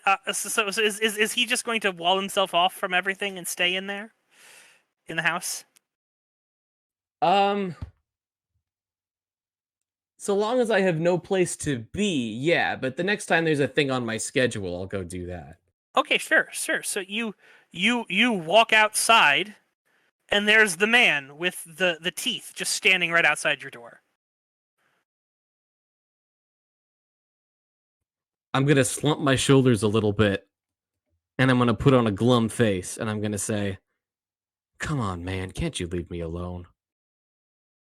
Do you want us to leave you alone? We are the agents of change. You cannot be left alone. You must change. People change every day, but it seems like you're trying to change me. Indeed. You must change, or you will die. If you can explain that to me, I might listen, but I don't trust nobody. You must change. You must accept reality. You're asking me to trust you here, guy. I am asking you to accept reality, to see beyond the veil. Wait right there for a minute. Sure. He waits. Oh, I wasn't... Okay, I gotta press my button. I go into my house, and I pick up an atlas off the shelf. Like, because this was not a thing that I'd planned for the character, but if we're actually establishing it as a fact that I haven't read a book since middle school, I'm going to actually take some of those science books that I had in middle school. I don't know why I still have them, but for the scene, they're useful. And I'm going to show to him. I'm going to say to him. You go to the door. It's closed again. So you opening the door? Yes, I'm going into my house to get a thing that I need. Oh, yeah, you walk into the house, yes. And you're going back out with the atlas. Yes. Maxwell is standing there. Who's Maxwell? My character that you know from... Is he the librarian? Yes. Okay, got it. I need words like that one. Yeah, sorry. So the librarian is standing there, and he's going, are you ready to listen? Oh, come on, man. Not you too. Listen to what? The truth. You have been blind. You have to see. You have to accept. And just in case everyone else now knows what's going on, there's a reason I am doing this character.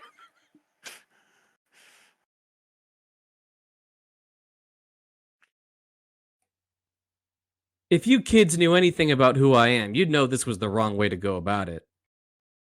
We are older than you. Yeah, whatever. I don't care. Then you will die here. You will stay here until you make the change. So it's not a choice anymore. You've chosen for me. You will stay here until you make the change.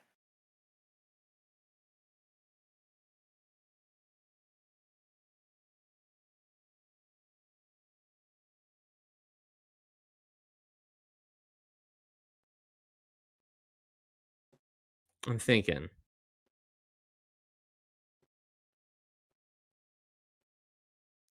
So let's see. The things I know about are baseball. I'm gonna pick up my cell phone, and I'm gonna call Maxwell on my phone. Your phone doesn't work. Yeah, of course it doesn't. In fact, the phone disappears. Okay. I'm gonna smack myself. You're getting a feeling that you're not actually in your apartment. Uh-huh.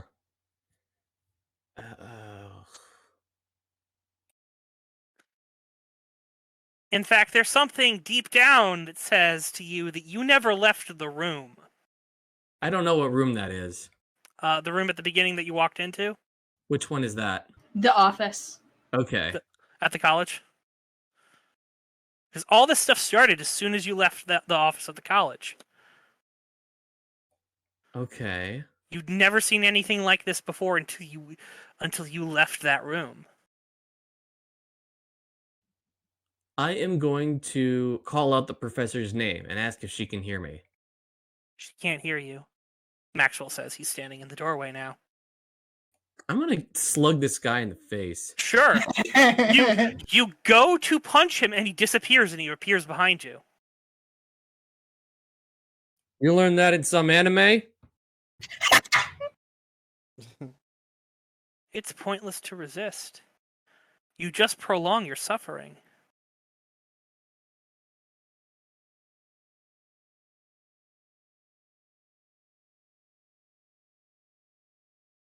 If you knew a damn thing about me, you'd know I wouldn't let this happen. Because I don't let people push me around. Then you I will don't stay know. here.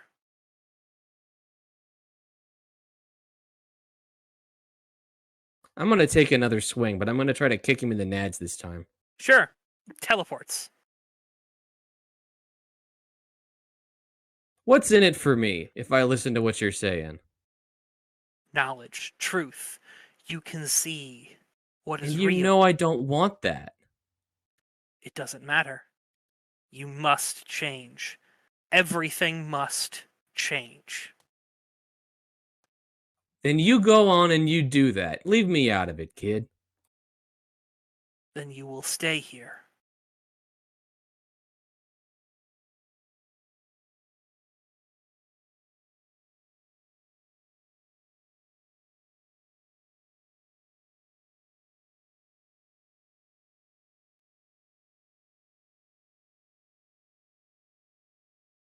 It's not really a choice if I don't have, I don't know.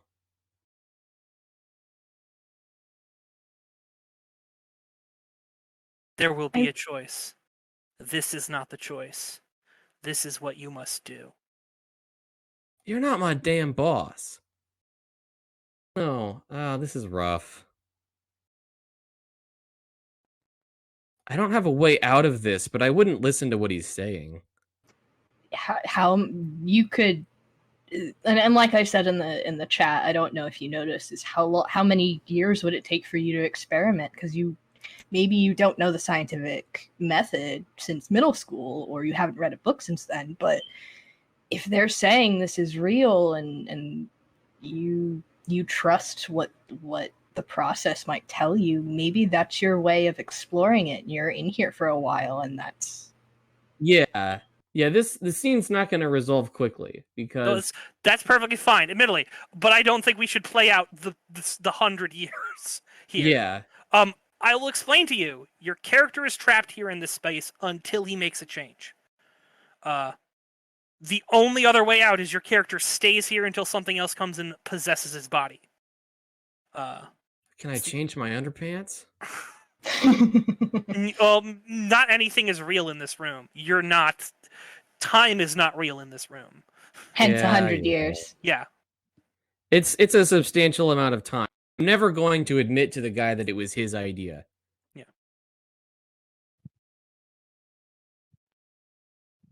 But the question is, how many years would you say it takes him until he's able to play ball? Basically. Well, it would until he feels like he's exhausted his options. Sure, and that's perfectly fine. I'm perfectly fine with that. this is a feature in the game I actually have not used very often, but I wanted to sort of tip hands to this there, and it makes sense for us to do this thing. So, the thing is, so after a good long years, you learn a lot of things about yourself and the world. You learn that there are a group of people who watch over us, called the Invisible Clergy, and they follow everything. You've learned that you are apparently a acolyte of one of them called the MVP, but you are fading from that path. You learn that magic is real, and there are various different schools that you can learn, each with their own taboos and things. You learn that there are people out there who can do wild, crazy things. You learn a little bit about rituals and how to perform them and how to do gutter magic and bruise reality into the way you want it to go. You spend however long it takes until you are at a podium with several pillars in front of you. And before you stands, well, several objects of which you are familiar with.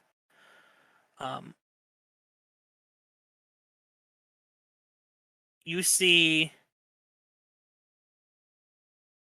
the chopsticks from the man who eats soot and ash, and only ever eats raw food. You see the golden chains of the man who says he runs the city and is able to control it with his will. You see the radio and nothing else, with its whispers that you should reject all of this, and that will give you true power. You see the camera on one of the podium, your old camera, and the photos that they have a truth about them as well.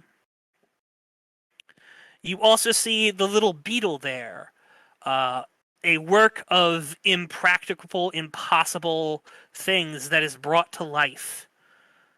And there are several other things in the room, but those are the ones that seem to be the most prominent for you. Okay. So the question is, after you have broken your what's it called, your belief in, your obsession with everything else is broken down over years, and so is your belief in skepticism. It's shown constantly over and over and over and over and over again to be false. And that part of you has been broken and changed away, but there's possibility for something else. You can take up one of these artifacts. If you'd like to ask more questions about them, what you've learned throughout the time, I can give you some information about those, but... I was really hoping I'd get to be Scully, but I guess maybe not. We've got... Oh, you can be Scully. If you want to be Scully, take the radio. Okay. Yeah. Remember, the radio was saying, admittedly, this is from what you picked in the personality assessment. Really? Yes. What? You picked a city as a living thing, make it your friend, it'll have your back. Oh. There's a rational explanation for everything, except, especially the unexplained. A picture is worth more than 1,000 words. A picture is priceless. Well done steak isn't cooked nearly enough. And old discarded things can be brought to life if you put your heart and soul into them. Oh, but he doesn't believe that.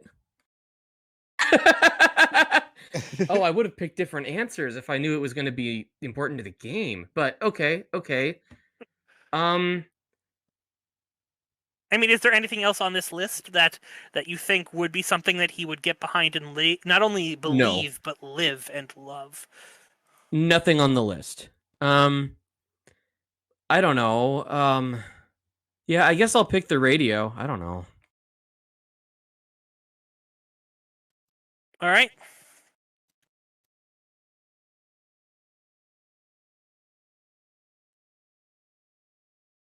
This is going to be interesting. That's fair. If that is what you truly wish to do, you can. Yeah, that's what I want to do. Because this stuff isn't real. There's no magic. I'm hallucinating. Yes.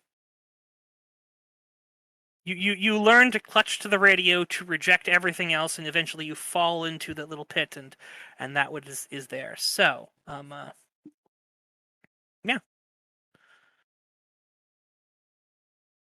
You have a form, so as you pick the radio, you can see a door appear in front of you. As you hold the radio, the radio goes into yourself, and you can sort of feel the things there. Is that you must never acknowledge that magic is real. Well, but then I know I'm lying to myself. And that's not what being a skeptic is. That's an entirely different thing. Then you can reject the radio. I don't want any of these objects, I think. Yeah.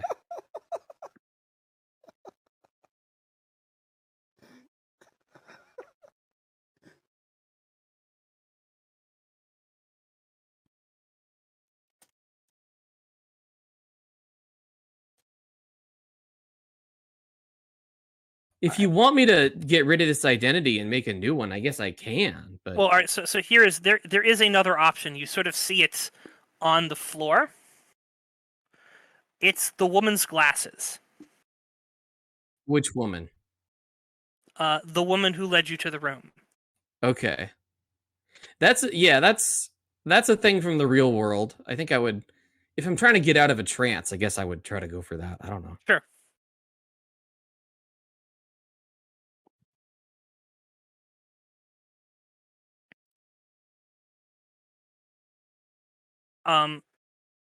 So you go over, and as you pick up the glasses, you can sort of feel that this is a fundamental belief in magic, in the supernatural.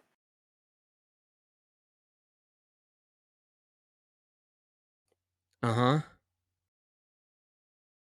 That to take this up, you would no longer be a skeptic. You would have a nascent knowledge of things.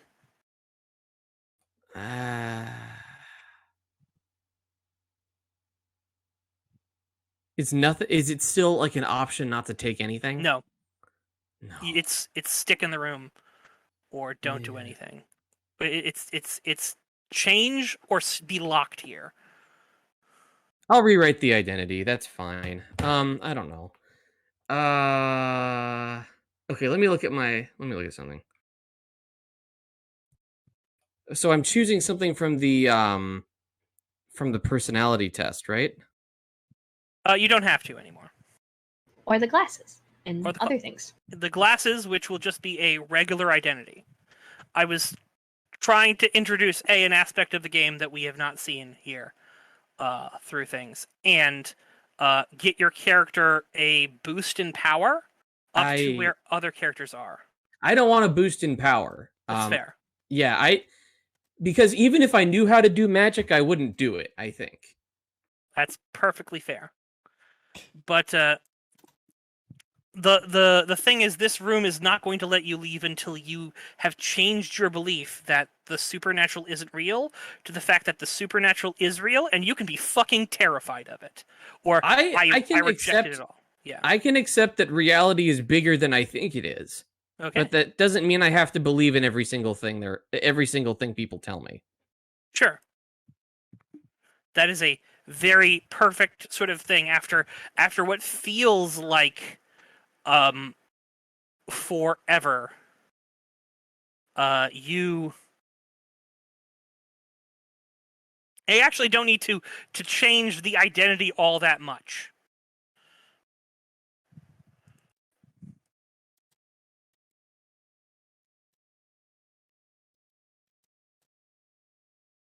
I'm just going to change the title from Open Skeptic to Curious Believer, and it's the exact same identity.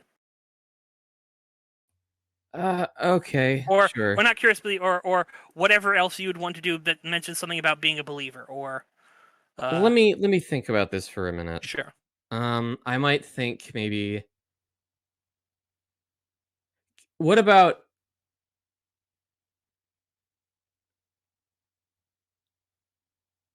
something is out there? Does that work? Sure.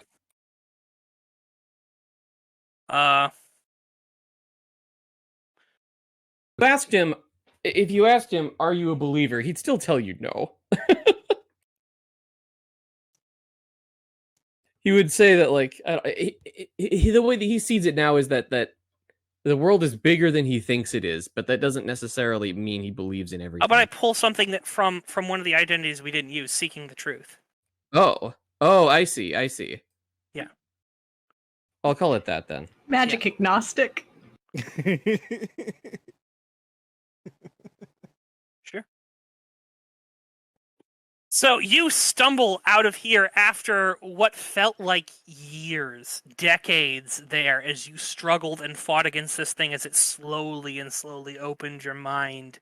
And you look around and your phone is there and you have everything and you are still perfectly fine, weary, and you realize it's Friday,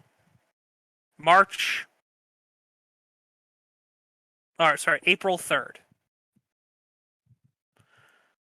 And you are expected at a meeting not too far from here. Okay. Where there's going to be food, which it feels like you haven't eaten in forever. Uh-huh. Is your character going to the meeting, or is your character going home? I can go. That's fine. All right, that's perfectly fine. Okay. So, I am going to swing on back to other people.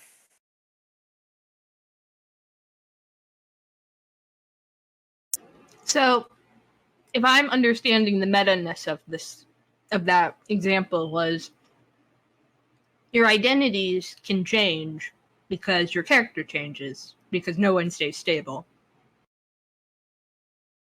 Or it's just purely because of magic?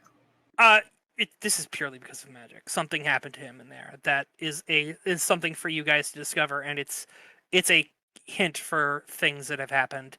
And you may have an answer for what happened to another person that Maxwell knows about. So, how's everyone doing? I will say, I enjoyed every moment of that, but it was a situation of like the horror movie. Oh man, you're on the cusp of it, and I was like, I have to hold my mouth back. But I enjoyed Tigo's reaction to everything. And Brandon, you did such a wonderful job of rolling with the punches. Yeah, it was great. It was good stuff. So,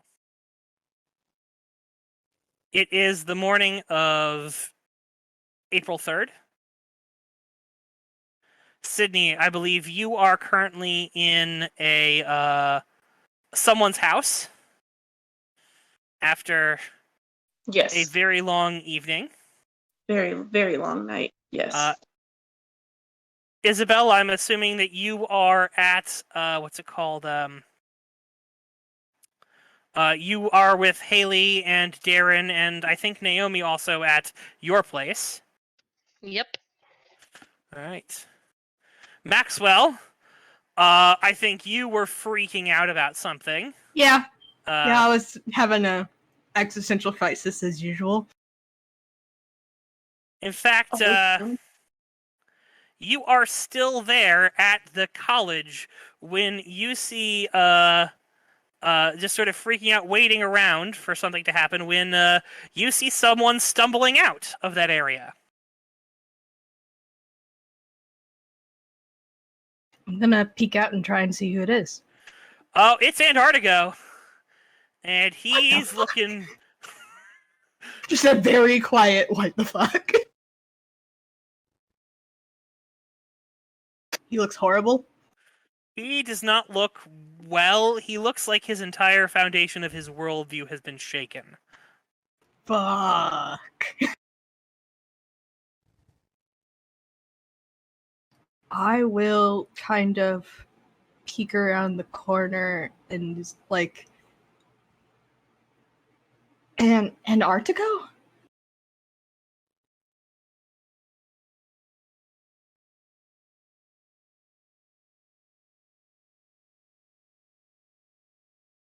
Kind of step forward to him. Are you all right?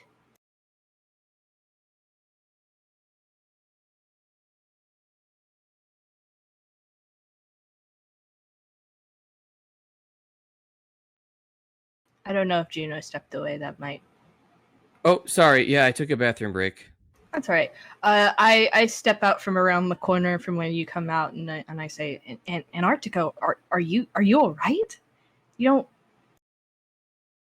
I think I had a bad dream, ma'am. That's all.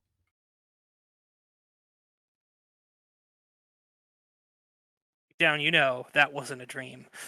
Yeah, I know it's not a dream, but I'm not going to tell them that I know it wasn't a dream. It's fair. It's fair. I'm not really, I don't know. Yeah, I wouldn't tell somebody about that at this point.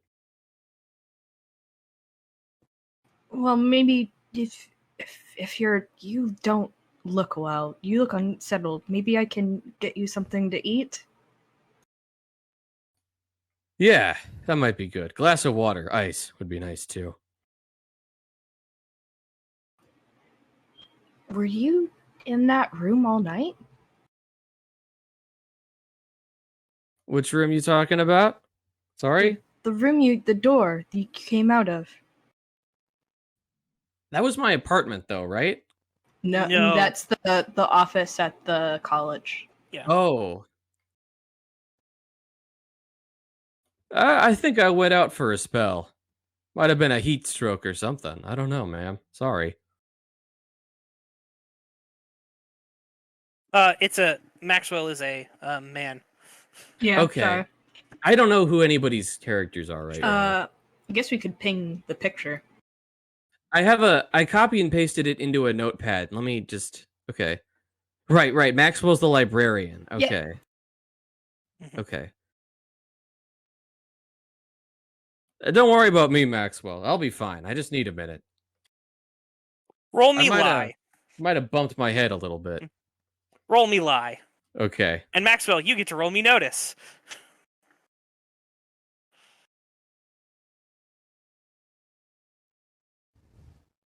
I'm just gonna roll with the attribute. Sure.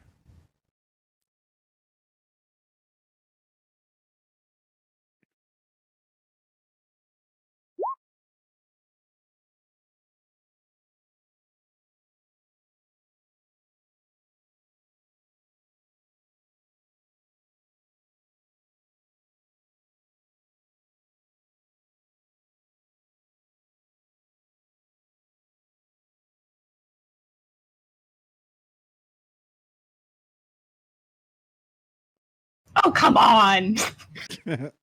2 ships passing in the night. Yeah. No. He's probably fine. Maybe a little off, but he's probably fine. Can I get you a ride home at least? I think I need some time alone. I'll call a cab. I'll be good. Yeah, your car is not out there. Uh-huh. It got towed after being in the parking lot for several days. In fact, looking at your phone, you missed several days. Yep. Well, you have my number if you feel like you need to talk. Feel better, all right? We'll do my best. Thank you, sir. Yeah, and now knowing that someone just came out of that that room, I'm gonna go to the house that I had visited yesterday with Lewis.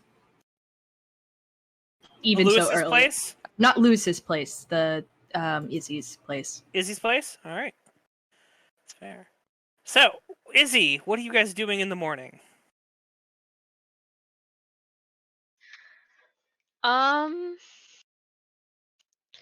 Well, Probably, I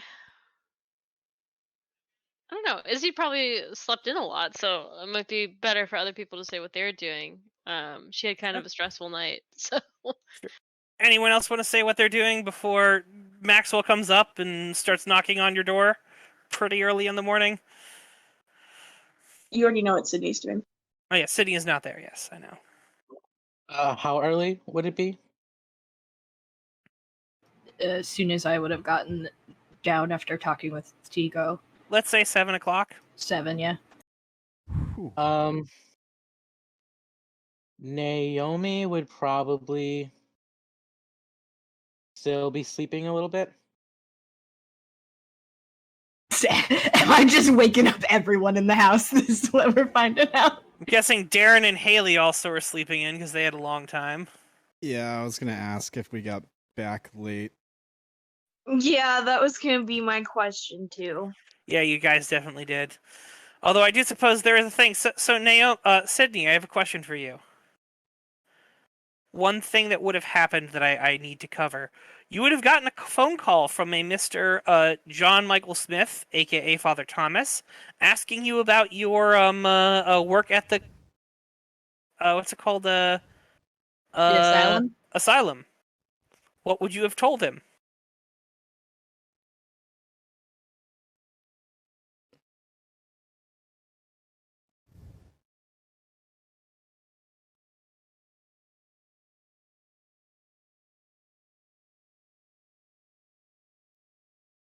Did my internet die? Sydney, No. hun, Oh. you're muted. Yeah. I'm Maybe sorry, should- what was the question? You have over the last night after you did the thing where you went to the restaurant, all that stuff. You've gone back to have another day's rest. You will have gotten a phone call from a John Michael Smith, aka Father Thomas, asking you about the what's it called, the project you were running, with the asylum.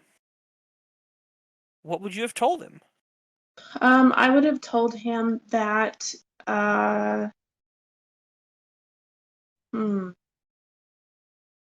would have apologized that nobody informed him, and to let him know that he needs to reach out to Michael, I think was the guy's name that took the thing over, and Sydney would have grabbed her phone and looked for that contact number if it was in there. Oh, I was told by a Mr. Lewis that you were the one in charge. I was, and then there was a miscommunication, and Michael will be the one taking over from here on out. I do apologize that nobody let you know about that. No, very well, very well, very well. All right, I'm sorry to have bothered you. You are just fine. Hopefully everything works out, and we look forward to seeing that project finished. Yes, I mean I have a meeting on Friday. I was wondering if possibly you could have come and talk about it. I mean, would that be something that you'd able to do? Is Skinner in the room with her, or anywhere No, near? Skinner is not in the room with you necessarily.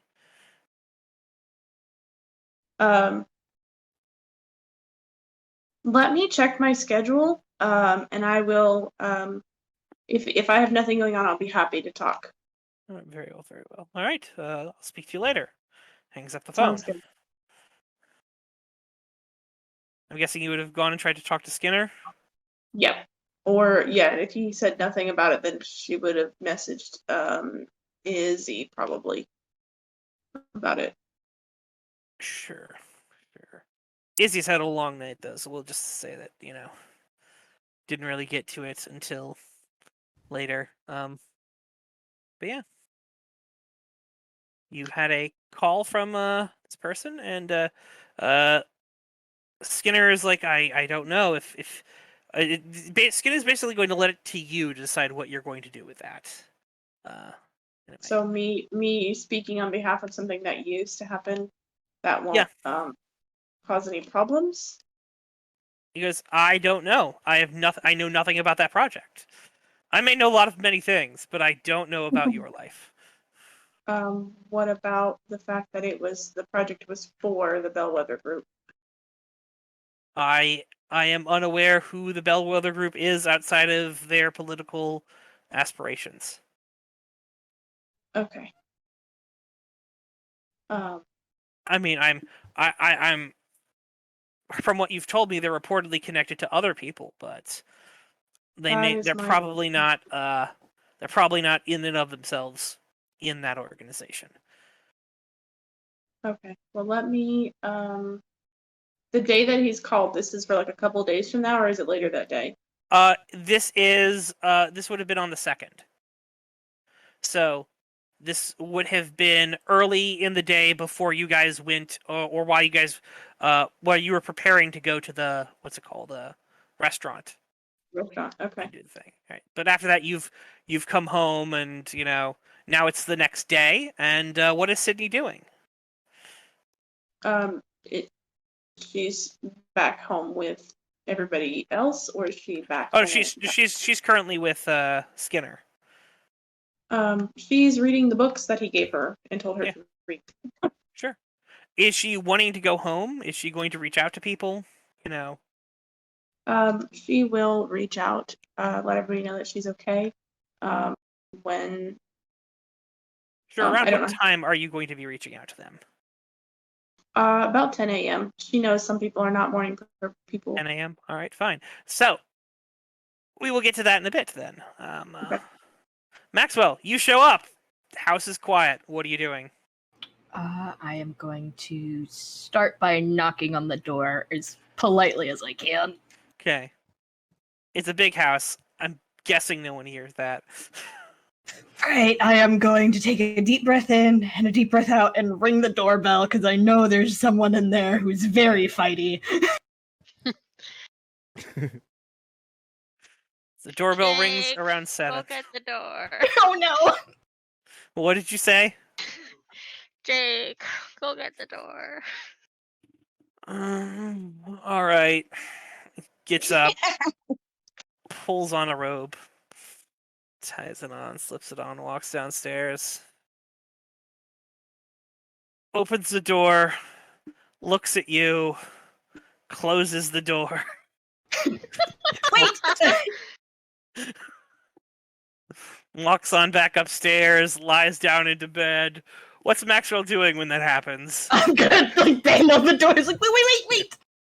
But are you getting angry? I'm a little pissed. All right. Wait a second. You can't Are you ringing the bell some more? Yeah, that's like, now Right. I know they're awake. I'm gonna ring it a little more aggressively. As the bell starts ringing, you hear it, and Jake comes back up. It's like, it's the nerd from yesterday. Okay, I'll go. Just gonna hear Naomi just be like, "Somebody answer the goddamn door!" So Jake kind of like takes out. He's like, 1 second. I did, but I decided I'd leave him there. He peeks into Naomi's room. What's Naomi doing? She's literally laying in bed with a sleep mask on. just being mad. Walks on over, pulls up the sleep mask. How you doing? Never been better. She getting angry? She's yeah, annoyed. All right, he sort of giggles and drops the mask and walks on out, hurrying down to the door to be there when Izzy opens it. Darren, Haley, what are you doing with the aggressive doorbell ringing? Getting up. Naomi's gonna flip over in the bed and be like, "Asshole." I guess I sit up on the couch or whatever I'm sleeping on. You have a bedroom. You have a bed. I have a bed here? Yeah. Uh-huh. Why? Yes, there are plenty of rooms. Okay. All right. Well, I'm probably just This is a big sitting up house. in bed and gathering myself. I don't think Darren's really slept in like 2 days, so Fair. it probably takes me a minute to wake up. I'm probably like rubbing my eyes. My hair's all messed up. Just like, just like kind of like, sighing. And if nobody gets the door, eventually I'll get up and just walk outside and light a cigarette. I'm Izzy, sure everyone is flocking to the door. Izzy definitely opens the door in her underwear. Goes, Jake. what? Jake, Oh my. Jake stands there going, darn it. We should, we just closed the door on him, so Jake starts closing the door on you again. What are you doing? Something might have happened to Lewis. Jake goes, okay. Close. Wait, no. Izzy opens the door. Are says, you "You better angry? Come in. Are you angry with him? Yes. All right. He starts giggling. Izzy opens the door and says, "I suppose you'd better come in." Yes, thank you. Kind of stepping in, very flustered and a little. Yeah, pissed. Pissed is what like huffy. Very. I want to speak to your manager. Like we're getting to the point where it's like we're gonna need to have a talk. Haley, you are coming down the stairs. I'm assuming you put on like some sort of clothes. Yes. All right. You are coming down the stairs, and as you do, you can definitely see Izzy is there, apparently in her underwear. The nerdy guy is there, and Jake is there in a robe. It looks like it's Izzy's robe. Oh God. She kind of smacks her forehead. Continues to go down the stairs, and asks, "So, what's going on, and why do you not have pants, Isabelle?" Sleep in the door and hold on. She'll go grab a blanket off the sofa and wrap it around herself like Jedi cloak style. Like, there, is that better? Thank you. Well, I was trying to dissuade Lewis from meeting with Miss her name was My mother. Marshall? Yes, Miss Marshall, your mother. All right. And he went anyways. I followed him for his own safety, trying to be precautious, and he hasn't come out of the room all night. It was at the college. I don't know exactly why they went there, but she left soon after, and someone else walked out instead, and it was very confusing. And he is your friend, and I know that you don't know me, but I don't know who else would want to help Lewis other than his friends.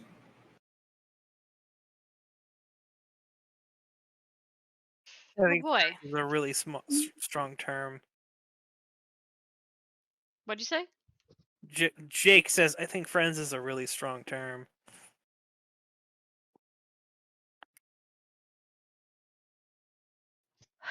Well, if he's gotten himself into some sort of trouble, we should at least try to help.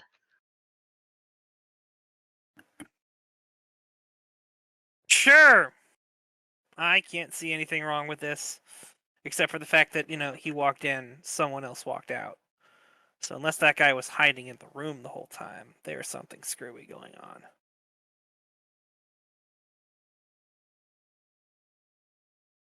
I would very much say,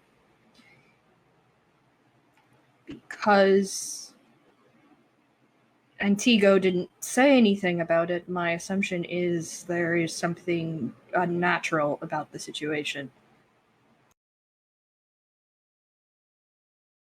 Well, have you ever heard of anything that would cause someone to disappear into a room? Or not come out? Roll secrecy.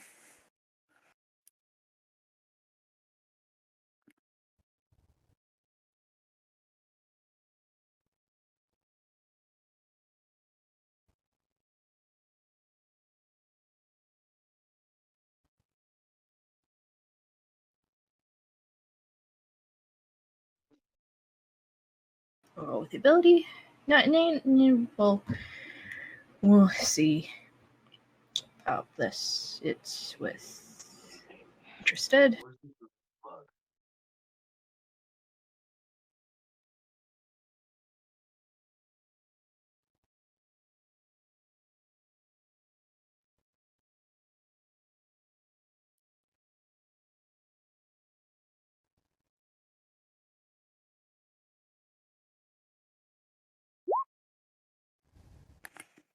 Unfortunately, that is a fail unless you have Yeah. something to re-roll it. So the question is, are you going to admit that you don't know, or are you going to lie?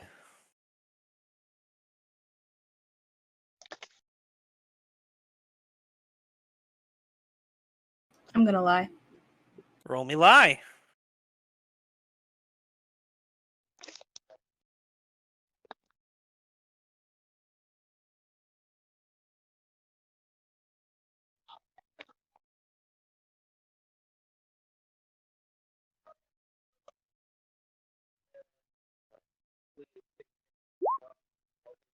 Oh, come on! So, Maxwell, all right, I would like everyone here to roll me notice.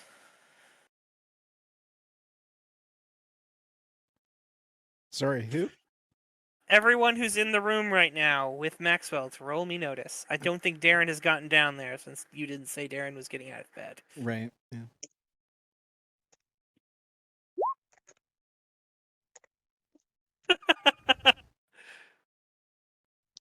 Is Isabelle going to flip that, or...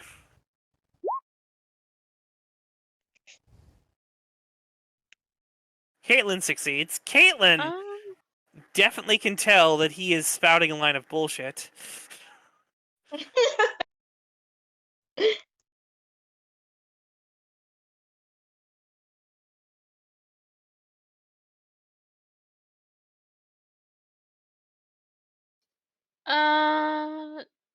No. Yeah, so he starts talking probably about temporal distortions or something or other, acting like he knows what's going on, when certain things happen, there are certain ghost effects, and, people can lose time. I mean, fairy hauntings and all sorts of stuff. And you can just see Caitlin, it's like, Isabelle seems like, it's like, temporal stuff, yes, all this information about things. And Caitlin seems like, seems like he's just throwing spaghetti at the wall to see what sticks. She gives a very disappointed look towards Maxwell. Mm-hmm. Jake looks at you and goes, "Tell me more about these temporal distortions, Maxwell." Just with a shit-eating grin on his face. His face just darkens. Like he is like, oh, I have had enough of you today. Are you getting angry at him again? Yes. He giggles.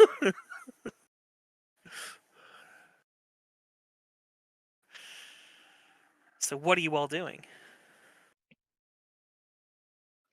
Well,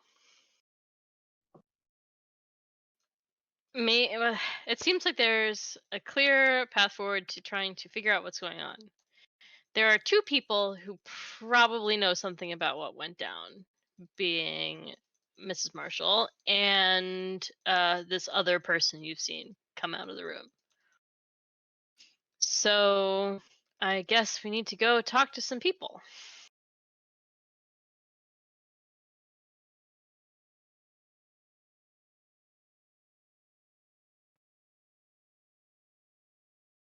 Being as it was Miss Marshall who at the very least led Lewis into that room, and perhaps we can assume that Antartigo was also lured there as well, that she might not exactly be a reliable source of information.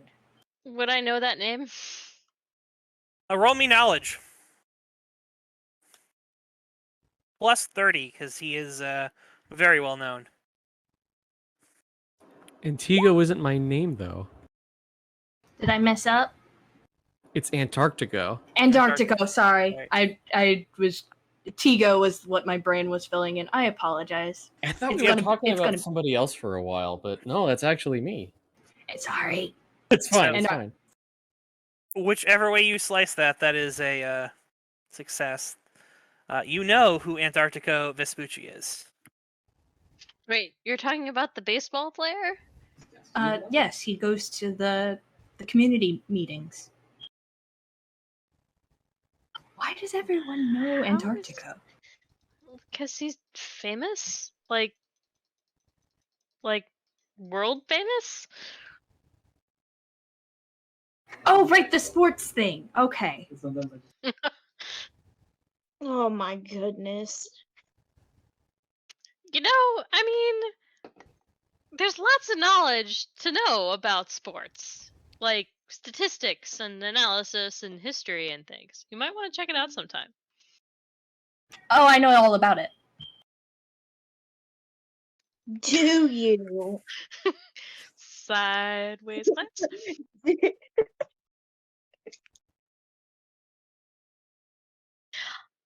All right. Well, as partial as I am to dogging a famous man's steps, I think maybe the first thing to do is to try to speak to Miss Marshall.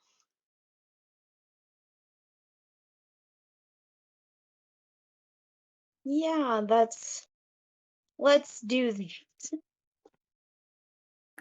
Sure, you can call and leave a message. She doesn't seem to be home.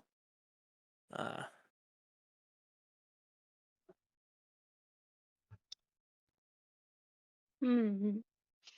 Izzy takes out her phone and texts somebody. All right.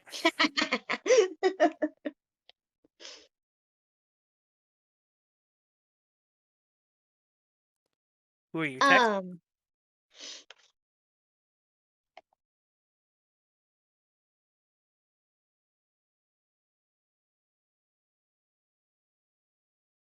Am I still here, guys? Yeah. Yes. Yes, we can hear you. My phone went out. Just checking. Damn. Okay. Darren will walk by in the background just looking like absolute hell with a cigarette hanging out of his mouth. He's just going to walk into the garage. That's all I want to do. Go ahead. Morning, Darren. Doesn't say anything. Oh, hello again. All right. Goodbye.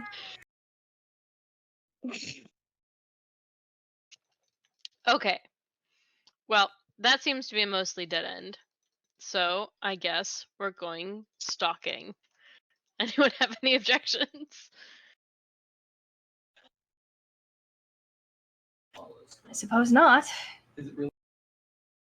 I guess not. Oh, Sydney, you're not even there yet because it's still not even 10 when you said you were messaging them. Unfortunately. Can At the house and Sorry, what'd you say, Sydney? said everybody's still at the house, but Yes. Sydney's not there. Okay. Yeah. can I like Google where he lives? I don't know if it would. I mean, If you would tell Maxwell me knows that. where he lives. Yeah, I know where his Fair house enough. is. Road trip.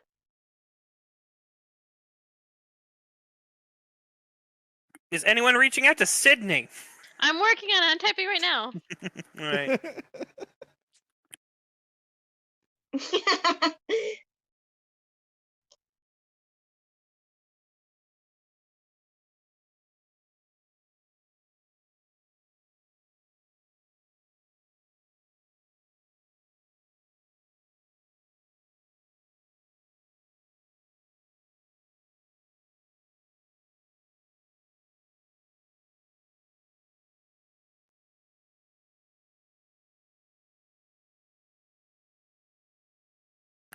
All right, so Sydney, you have gotten a message on your phone.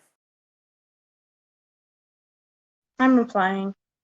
Actually, Sydney's just gonna call Izzy at that point if she gets a text before 10. All right, sure. Calls Izzy.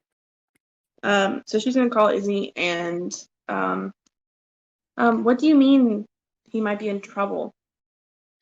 Well, Maxwell showed up and said he went into an office. I don't think with- Maxwell has met Sydney. Sorry, backing up. A friend of Lewis's came by the house yesterday, and he apparently knows about the tiger. And he and Lewis went off together yesterday, but Lewis left him and went to a meeting with Haley's mother, and went into her office and never came out again. And it's been all night and into the next day. And someone else came out of that room, which seemed to be empty, and is a mess. So we're going to try and go talk to him and see what happened. Okay. Sounds good.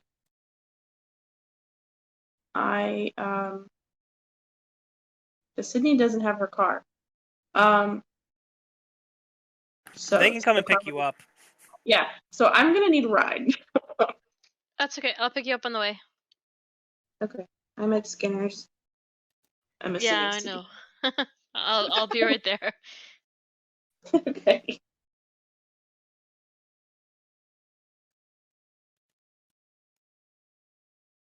Right. Izzy checks her phone, sends another text message, and then is going to go get dressed. Sydney is going to get dressed and let Skinner know what's going on. He's like, I think I'm aware, as he types a message.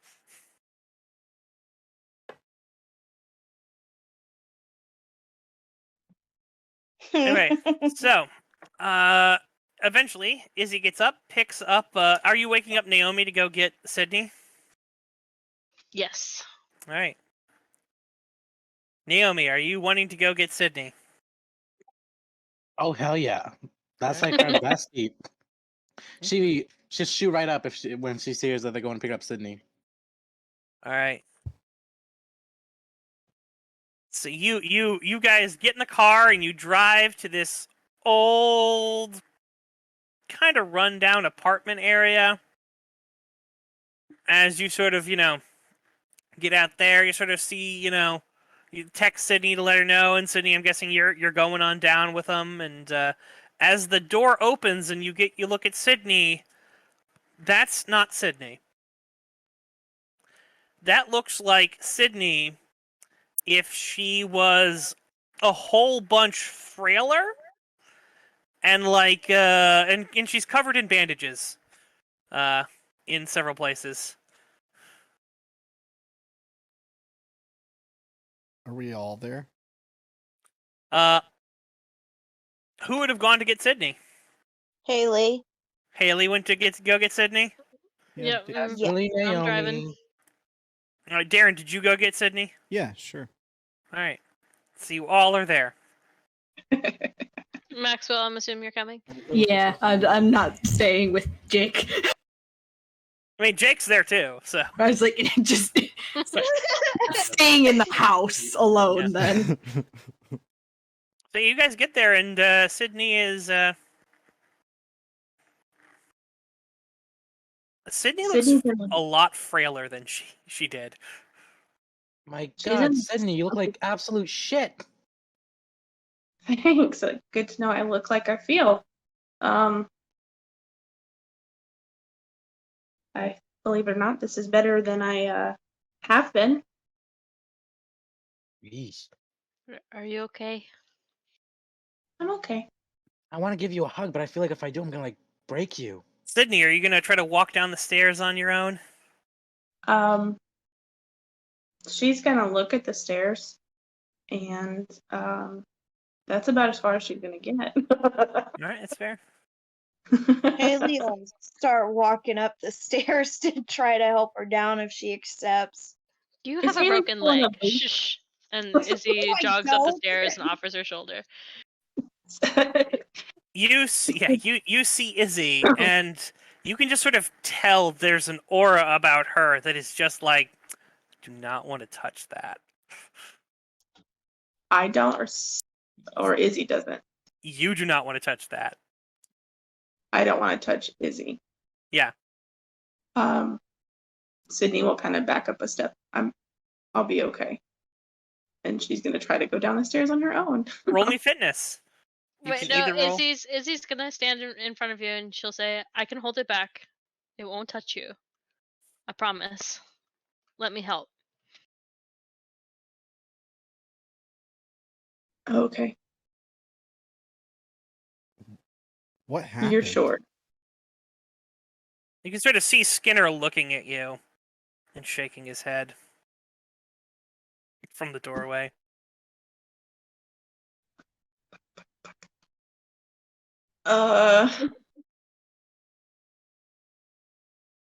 Sydney is very indecisive at this point. She's looking between Skinner and Izzy. At this point, Naomi's just gonna come like up the stairs and be like, "Obviously, you're not gonna be the person to do the job. I'll help her down the stairs." It's gonna be like helping my little old grandma down her steps. I'm gonna remember that, Naomi. Thanks. What happened to her? Well, Sydney's gonna take her time to get down the stairs and not answer anything until she gets down there. Sure. To the bottom of the steps. You haven't seen Skinner just turns and walks away as you do.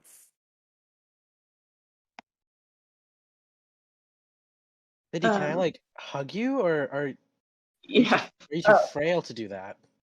Before Sydney left, she would have asked if she could borrow any of the books she wasn't finished reading. Oh yeah, no. Like you're there, and then you get down the stairs, and then as you do, you're standing there. You don't have the books with you yet. They're still inside, but okay. Here with them. Sydney would hug Naomi. Yes. Yeah, she's gonna. Naomi's going to lightly hug Sydney back. Yep. Haley's just gonna gently touch Darren's arm to get his attention, and then just like slowly do finger points towards her stomach.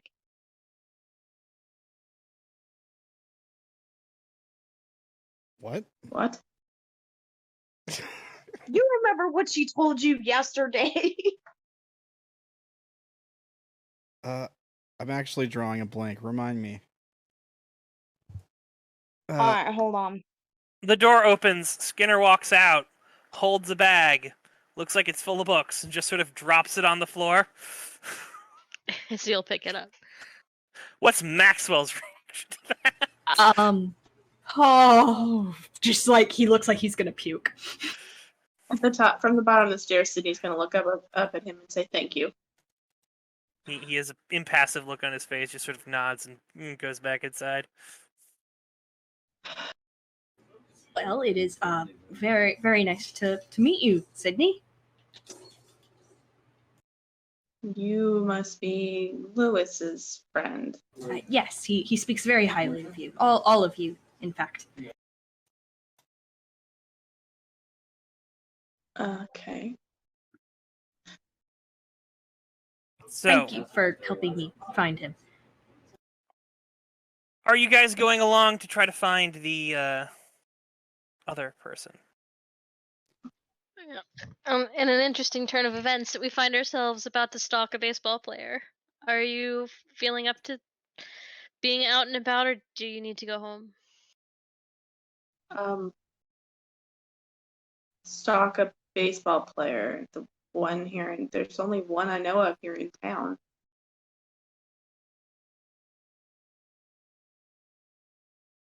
Are you talking about Mr. Vespucci? Did I say that right? I think I said that wrong. Yeah, apparently. He may know something about what happened to Lewis. So do we need to talk to him first before we talk to go wherever Lewis is? Well, apparently he's just like went into this room and never came out. And and this other person did instead, after having not gone in there for like 12 hours. So I would much rather find out from someone what's going on than walk into something we don't know how to handle. Well, I think I still have his number if it's not been changed. Well, that would be a good start. Sure. don't expect me to do a whole bunch of walking today, but I can make a phone call. All right, you're calling him? Once Sydney gets settled into a vehicle, wherever they're putting her. Sure. Yes. Gets settled into the vehicle. JUNO, you're getting a phone call. Do I recognize the number? Yeah, it's from Sydney. She's definitely someone that you would have in your phone if she's in one of your relationships, unless Right, you've yeah. purged her from the phone. I'm just checking to see if it's, in my contacts or not, as I do. I'll answer the phone. I'm probably kind of sweaty right now. I'm going to wipe my brow before I speak, and I'm going to say, "Oh, hey, ma'am. What's going on?" I don't know how Sydney would have addressed him. Tigo, it's good to hear your voice. How are you doing?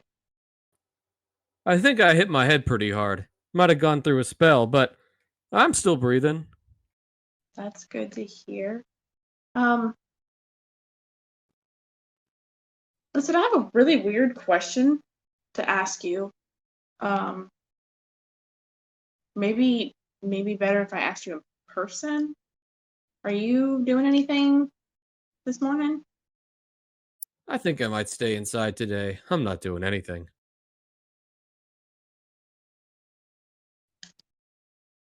Are you feeling up for some guests then, maybe? If you think it's a good idea, I'm not gonna refuse.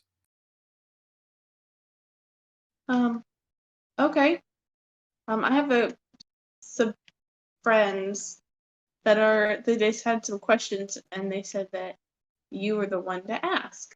So I thought I would reach out and see if you were busy. I'm free enough. Ring him over. Sounds good. I'm assuming Sydney All would right. have his. So we are going to move on over because, yes, you have his address. So a couple moments later, you are outside of his very luxurious, going to a guess, sort of, you said you live in an apartment? Yes. All right. Very luxurious apartment building. Very reminds you, kind of, Sydney, of where you used to stay.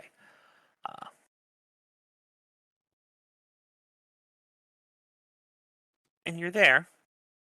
You go up to his, get ringed on up. You're up there, and you knocking on his door. I'm gonna look my eye through the peephole for a minute. I'm gonna let him in. Sydney is leaning against the wall, waiting while everybody else goes through. Sydney, your friend looks like hell. Hmm. Like Vespucci. No. I mean, your friend Sydney looks like hell. JUNO. Why is that? She looks emaciated, and she has several bandages on her. She looks like someone did a number on her. Hot damn! What happened to you? It's a long story. But I'm okay. It's just gonna take time to recover. Well, if you say so. Maybe I'll have time to share it once we get through whatever else is going on. Do you mind if I sit down? Oh yeah, please come in. Sydney's gonna go find a place to sit while she brings everyone Everyone in. files on in, goes. Yeah, Finds a well, place to sit. Hello, and Antartigo. Hello to you too. I'm gonna raise my eye at the train of people entering my abode. There's a guy who just kind of walks in and goes, "Hey." Sydney's gonna smile apologetically. So real quick introductions, and she's gonna kind of list off everybody. And they are the ones who had questions for you. Y'all ain't with the media, are ya? No. Not anymore. No. Because if you're here to take pictures, this ain't the time. Naomi slowly puts her phone away.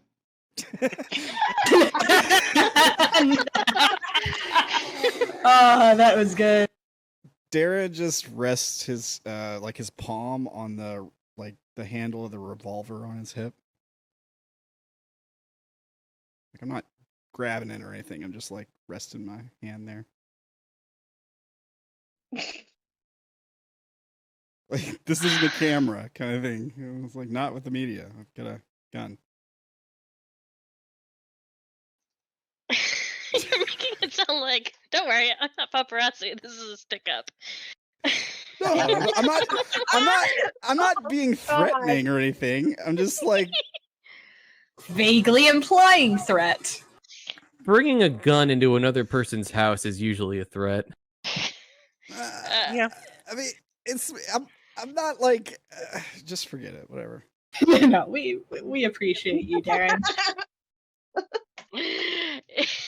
Izzy is going to step forward and say, hello, Mr. Vespucci. My friend here, she gestures towards Maxwell, says that you came out of the school building this morning looking disoriented.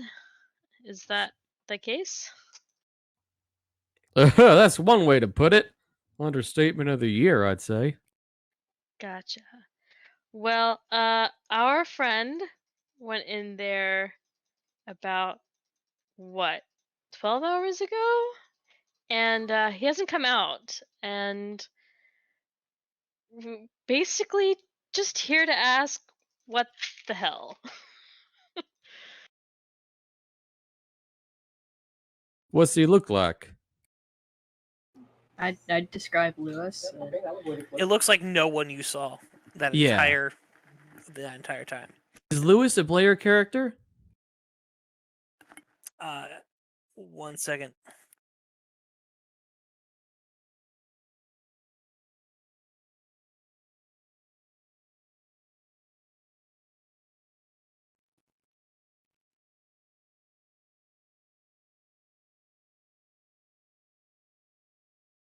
That was Lewis's character. Yes. Sorry, ma'am. Ain't seen him. That is. I mean, Fair. you've seen him before. In fact, when they bring up a picture of, but you've seen him at the meetings. Oh, He was okay. one of the dancer people who would talk to you and like to talk about your glory days. Oh, okay. Never mind then. Oh, Lewis. No, we've met. I hadn't seen him yet. Today. Sorry. Can you tell us what you were doing in the school for hours and hours and hours, and then just randomly left without going in? To be honest with you, I'm not sure what happened myself. But seeing as how I don't know most of you, feel like right now ain't the best time to talk about it. Well, I appreciate that, but we're worried about our friend. Anything you could tell us might be helpful. I can tell you that I hit my head real hard, and I went out for a minute. But I don't know anything about Lewis. I'm sorry. I didn't see him. Can I tell if he is telling the truth? Yeah, he needs to roll lie, and then you roll notice. Actually, everyone can roll notice if they want. But I'm not lying, though. You're leaving out information. Yeah, you're leaving out huge chunks of information. Well, yeah. Okay. You're lying. But not about Lewis. No, but you are lying.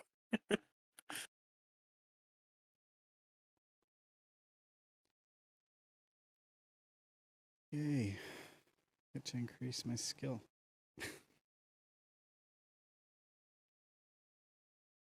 You know what? Naomi will take a Oh no! crack at this.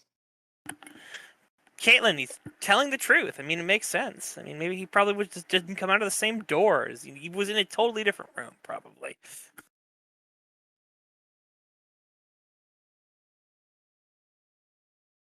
We all suck. Well, Naomi can succeed if she wants to. Oh, come on! Oh, oh God. I need to get off now. I think this is what the game is telling me. I need to go to sleep. So Sydney, can you do anything to flip that roll, or? I don't know. What are your passions?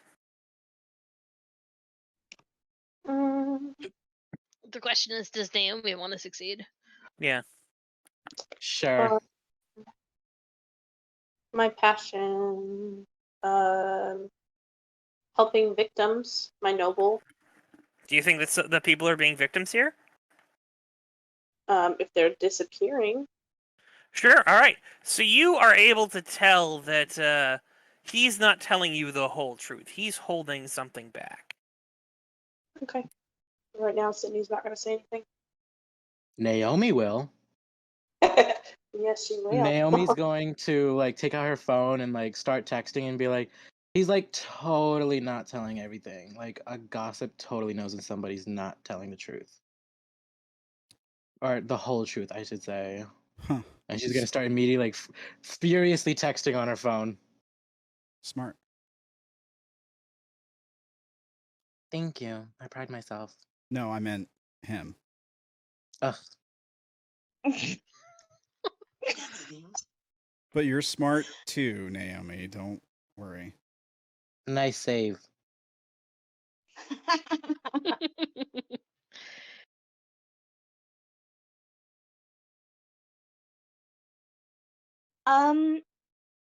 What did you particularly see when you were in said room? I went there to meet a professor. I had some questions and she had some answers. At least I hoped she did. Seemed like a bunch of hooey to me.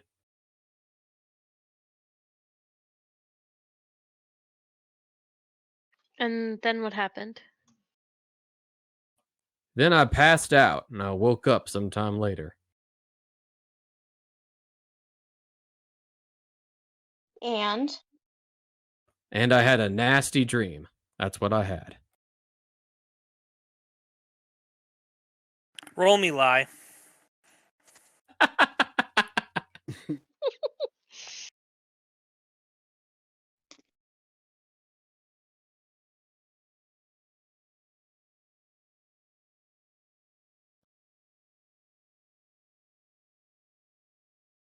You know, you should have let him take that roll. Yeah, I really should have.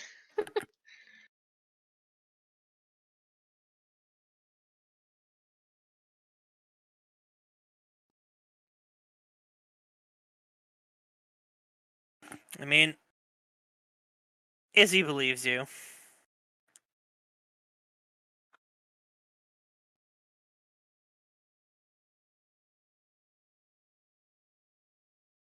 Caitlin can tell he's lying.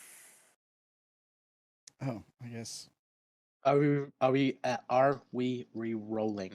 Oh, he said a different lie. He said Okay. a lie again, so it's Sorry, my tongue gets like twisted sometimes. it's fine. You already passed the roll to know, so. I did my job. 1 sec. No.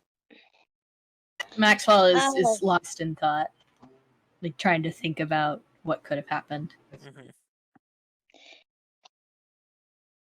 Haley's just gonna look at Tigo and say, I'm not stupid. I know there's more to the story. We're just trying to help our friend, and any information you can give us will be extremely helpful. So please tell us what happened. What happened has nothing to do with your friend. It's personal business. And I'm sorry, but it doesn't have anything to do with you or with him. Do you know that to be true? It's What what I if- believe. What if what happened to you happened to him? Well, what if I should tell you every single damn thing that's ever happened in my whole goddamn life? I have not had the best of times. I don't think we have like time for that. Yeah, that's why you ought to get out of my house.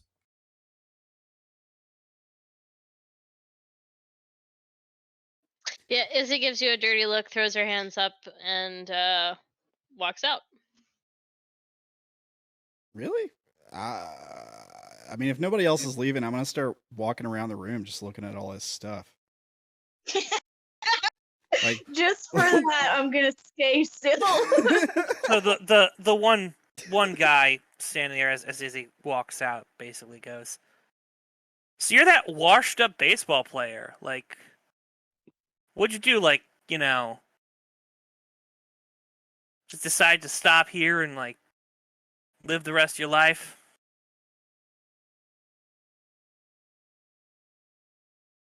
I've got my own damned life to live. Yes, I do. Uh-huh. I mean, man, really sucks you couldn't cut it though.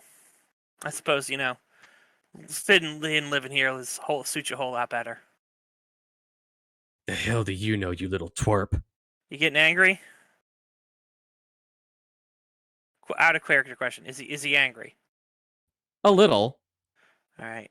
Guy sort of laughs at you. He goes, "Oh, Who am I talking to, by the way? oh, you are talking to this fellow right here. Here you go. He has a super punchable face. yes, Sure. he does. Thank you. Oh no. We are best friends now. All right, go ahead. I've always wanted to strangle someone who looks like that. Oh God. That's a little too far. I don't know. Won't deny it. How many people did Darren hit before he stopped? All right. No. So he's just like, I don't know, man. Like, seems like you're here. You don't want to help people find someone else. I mean, If Yeah, I was gonna tell like- you about my bad dream, will you get out of my house? sure. Maybe I'll stay. I like it here. What's the rent Naomi's- like? Naomi's gonna pipe in and be like, dreams can like totally tell things about like futures and like past and like things. Like that's what my grandmother told me. It's nice to have an open mind, but leave it too open and your brain will fall out. That definitely has Maxwell's attention. Jake goes, oh, okay. That probably sounds really smart to you. Naomi's gonna lean over to Sydney and be like, I don't get it.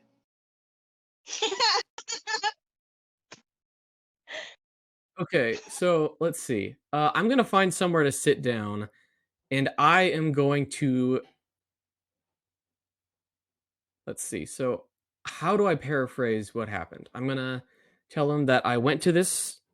I went to talk to this professor because I had some questions about a weird thing that happened to me. Like I saw one of those flying saucers, and I wanted someone to reassure me that it couldn't have been a real thing. She said she could explain it, and... No. She said she had some answers about it, and what she gave me was a bunch of hooey about cryptids and, paranormal whatevers. And so, that didn't get me anywhere. I left the, and at that point is probably when I had a heat stroke or something happened. That's about when I think I passed out. I had a weird dream about those gangsters, about a guy who was eating dirt. And then sometime later I woke up. Seemed like quite a bit of time had passed. How much time had passed? Roll me lie minus 30. That's what happened, though. Well, the minus is like a bonus to your roll. No, the minus is the penalty of the roll. Oh, okay. So It- why am I being you're- penalized? Because you spent years in there. Yeah, you spent years in there. Wasn't You years, went it in was on a like- different day. I went in on... Okay. I didn't actually spend years, though, because... Yes, you it did. was- But it wasn't really years.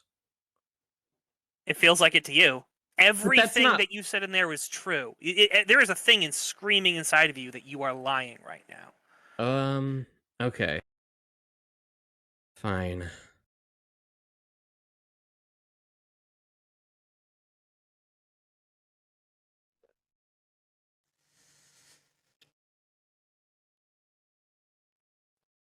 Ooh.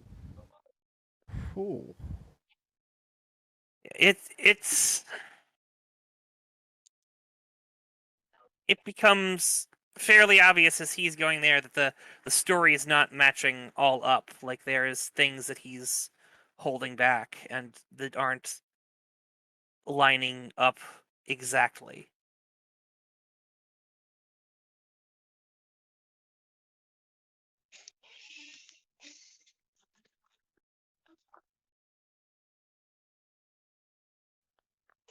Jake looks over at Izzy. Izzy frowns and stares at the guy.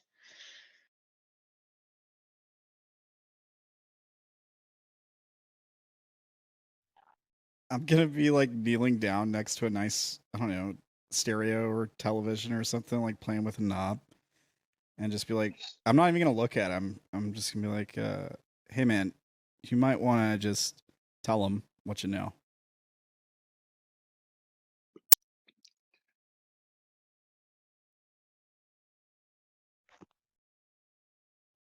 Well, I can tell the story, I guess, but like,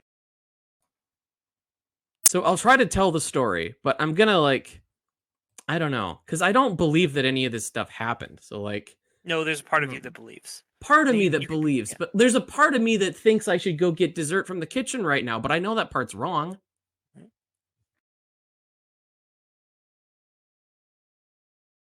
Just I mean- because you believe in something doesn't make it wrong. It doesn't make it right either.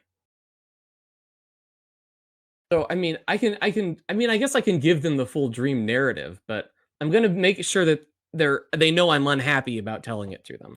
Sure. It seems like a lot of denial is going on in here. Yeah. As the more angry you get, the more the one guy with a very punchable face keeps snickering under his breath.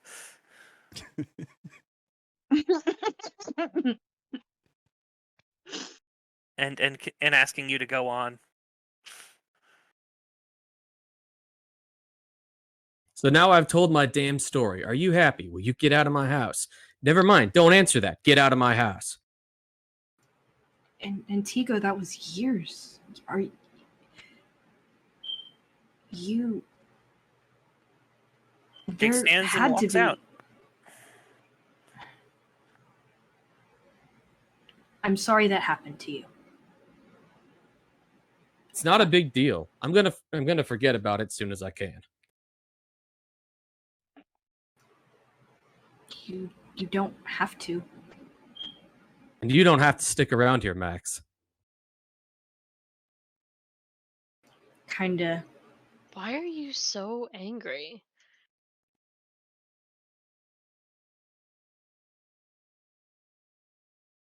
It took a toll on me. I need some time to I gotta get over it. It needs a minute. I'm gonna kind of leave and roll my shoulder outside.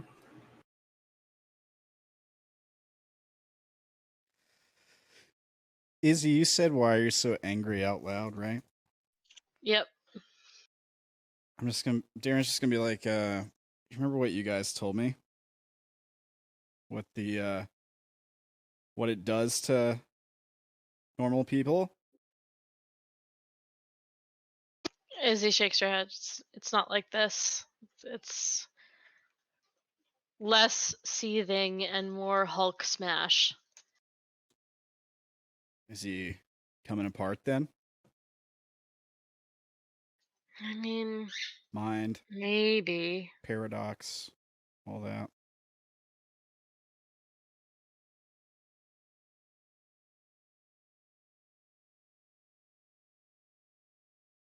I mean, I'm not an expert. It's not like I've seen anyone go through something like this.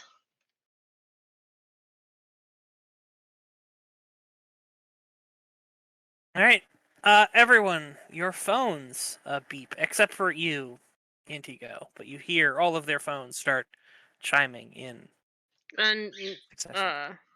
does Max get one? Grab my phone. Yeah, Max doesn't get one either. No. Oh, okay. Grab my phone and take a look. It's an email from the weird address titled "Listen." Sydney has open been it. hand over her Whoa, face. whoa, whoa. We should probably take this elsewhere.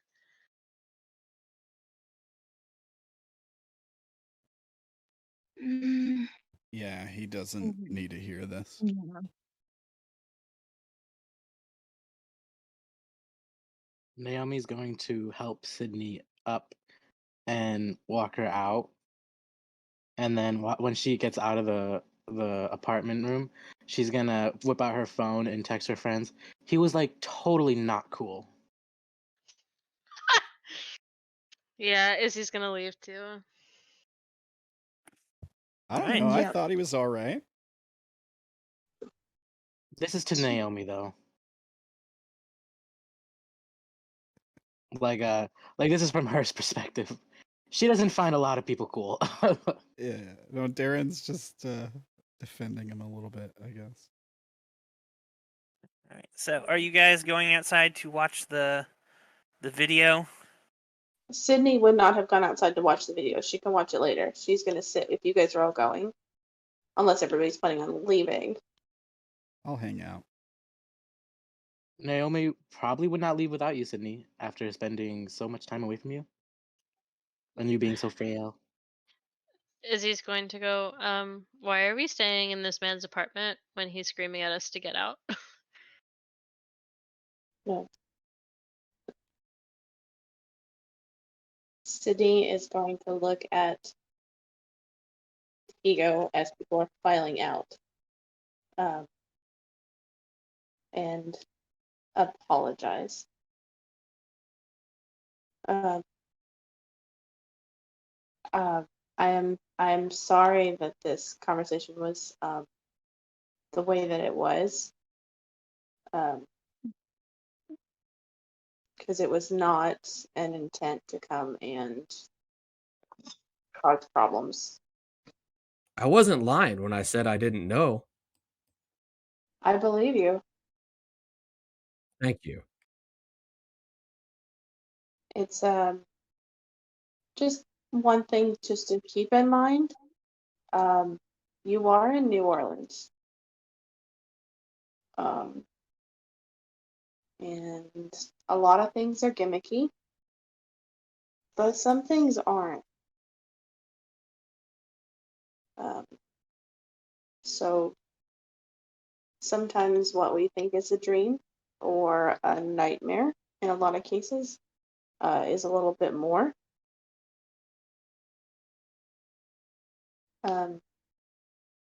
That's just my personal experience and opinion on that.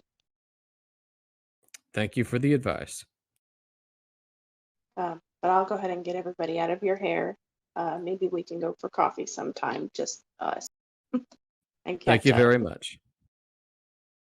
All right. Most people seem like they are already out of the apartment, so everyone else is congregating down there. While I believe Sydney and Naomi and JUNO are still upstairs. Correct? I think Darren was up too. Darren, are you up there also? Yeah. Yes, I never left. All right. So that would leave, I believe, Izzy and Jake down there. And are you guys waiting for them to come, or are you going to? Oh, and Maxwell, I suppose Maxwell is down there with them. Yeah, I think I'll probably wait. All right. Sydney's gonna have to, I don't know how high up, or I guess it's if it's an elevator. I would assume there'd be an elevator. Mm-hmm. Naomi's probably helping you the entire time. Yeah, Sydney needs it. Yeah. And She's she like- keeps running at a spot under her collarbone, which is, you can't see a bandage, but there's a bandage there. Okay. She probably has like her arm like looped around her arm, like as if she's escorting an older person. Sydney feels that way. So the two of you walk out. I guess it would just be me and him here. Yeah. Sydney's sort of like trying to usher everybody out because he's asked everybody to get out. If you lag behind, she's going to give you a questioning look. I to mean, see if I start to follow you guys out, but I just sort of stand in the center of the room and hesitate for a second. probably furrowing my brow, watching Sydney and Naomi leave. And Our way out. Oh, no, continue. Sorry. I was just gonna say, I'll just say to Mr. Vespucci here, look, man, you're a little freaked out, a little worried, might be in danger. Your best shot's with us, but suit yourself.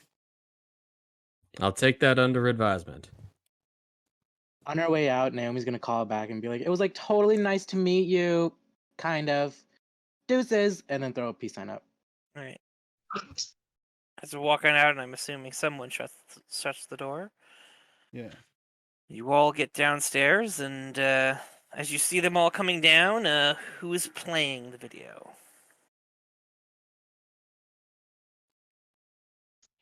whenever we Probably. Go ahead. I was going to say, wherever we have decided to stop, Sydney needs a place to lean against or sit down. All right. Probably in the car would be the best place then. The video begins quiet. Only the sound of unstable static plays. On the screen is an image of the faceless figure with the words "fuck you" emblazoned on his face. Unmoving. He stands in a featureless black space aside from a nondescript table on which a radio and a soundboard are sitting. The only movement from the video is the radio wildly scrolling through stations without landing on anything, and the soundboard responding to the static noise. Responding to the peaks of sounds like a flipping needle and filling gauges. Also, the words "fuck you" keep flashing away, replaced with the words "listen" in time with the peaks recorded by the radio.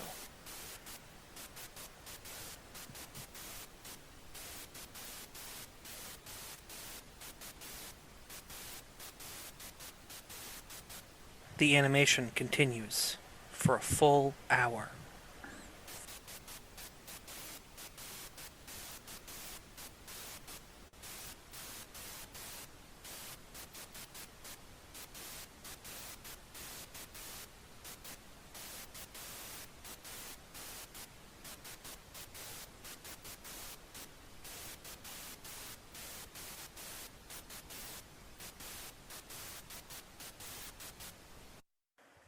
At the end, a familiar animation plays of a red doe and a brown buck. Alright, and that's where I'm going to call game for the evening. Guys, there was code. Yeah, I definitely recognize something from that. From earlier. I guess that's what you decided to do with it, huh? Mm-hmm. The dots do be connecting. Yeah. Anybody know more? Anybody know how to translate? I mean, I know I recognize the dot dash of the sound and the static. So I asked to listen to it again. I might have to come to it in tomorrow, Brendan. But Sure, no, I'm posting it in the videos section on the thing. thank you. Awesome. Video stuff.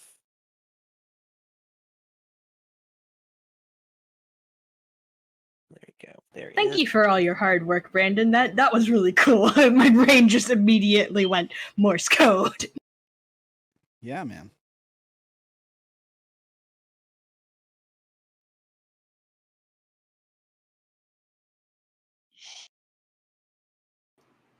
Wow. We had a lot of good character moments, guys. I'm really excited to play with you, Juno, and to play more with everybody. Yeah, feeling really pumped. Yeah, man. Well, thank you very much. It seems like your character's really cool. I can't wait to learn more about him.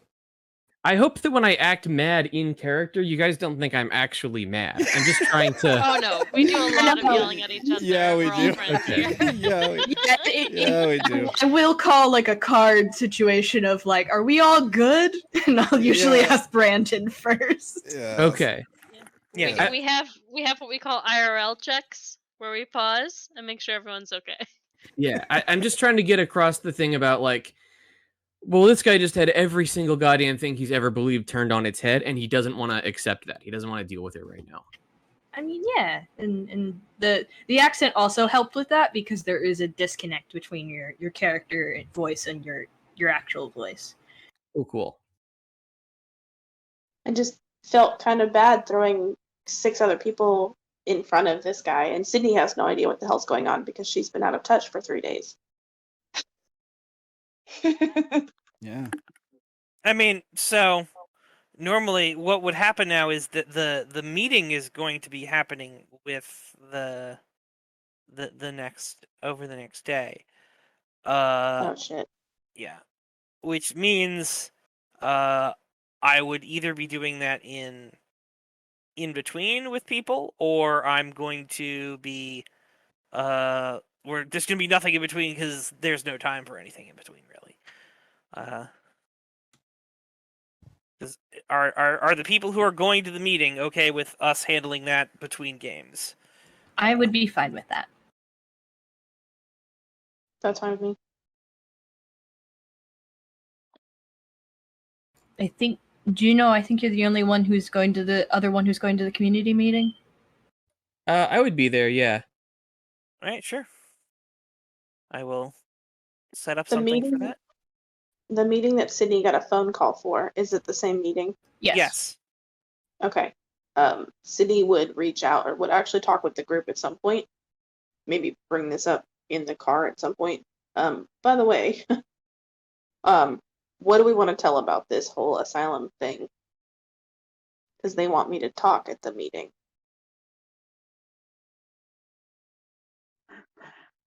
Well, what do you feel confident about telling them? They're I don't At know why least- Maxwell is speaking about this. Maxwell knows nothing about the asylums. I'm more saying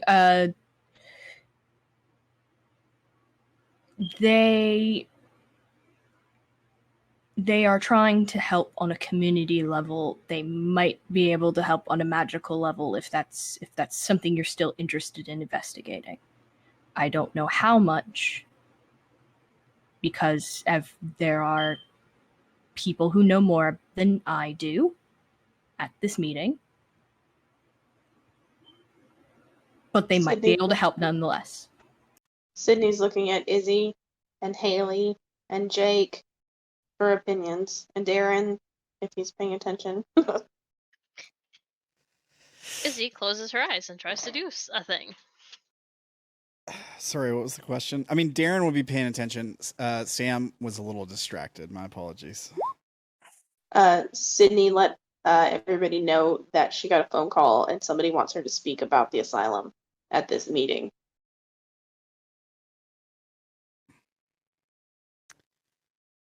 I mean, it's up to you if you think that's a good decision. I mean, I don't have any authority with it anymore, and so I can't speak on that necessarily. Plus, look at me. I mean, Maxwell, how much do they actually know? I know at least Father Thomas is in the know. So And something that's all that you're sure about? there Also, are. everyone, please remember to do your stat roll-ups for the end of the session. So I'm going to explain to you, JUNO. If you rolled one of your identities and it failed, it increases. You can use that macro I had you put at on the bar of identity growth, and you'll type in what identity it is, and it'll tell you how much it goes up. Just like what everyone's doing there. I might have used an identity, but I don't remember.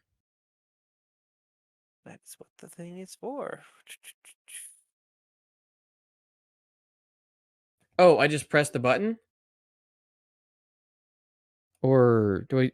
Well, So you're just- going No, You you press have the to button. enter what it is you're rolling for. Oh, okay. I don't remember. That's fine though. It looks like the only one that you really rolled was cool and confident at that one point, and you flipped it because we declared that that is your obsession. Okay. If you would like to switch your obsession to something else, you can do that, but you only have one obsession. I didn't see a spot to enter an obsession on the character sheet, so I forgot about that. Yeah, It's fine. that reminds me. I still don't have an obsession. I did message you need- about it. You need to pick one of your skills. It is your obsession. Just one of my identities, or Yeah, one of your identities. all right, I can do that. Anyone, it doesn't matter which. Anyone. All right.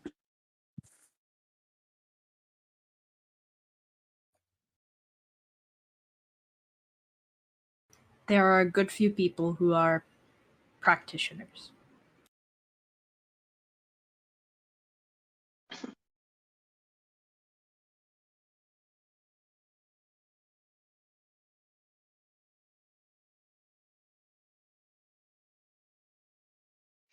And you trust Father Thomas, right? Implicitly.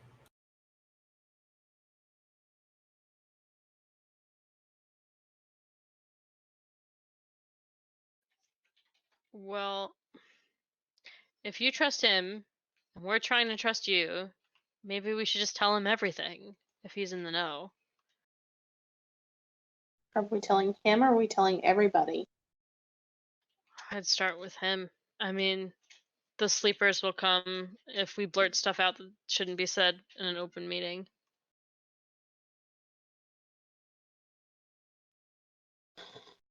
You say so.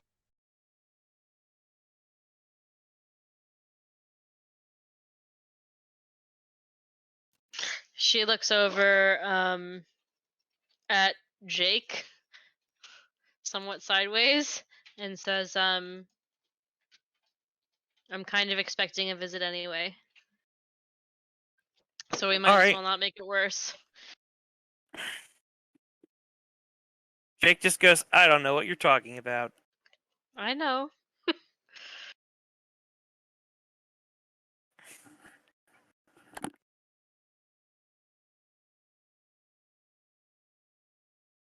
You never do, and that's okay.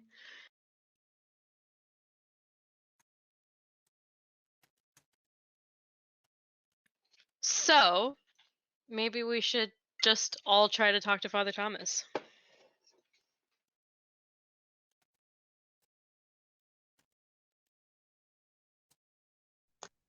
If we think that's the right thing to do, that's fine.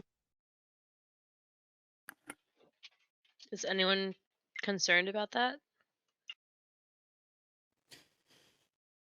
No. You all would know better than I would about the situation.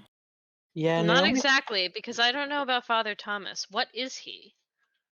Naomi's just kind of coasting in the background. I know he's at least at least his avatar. The other the not magic one. The is it Avatar?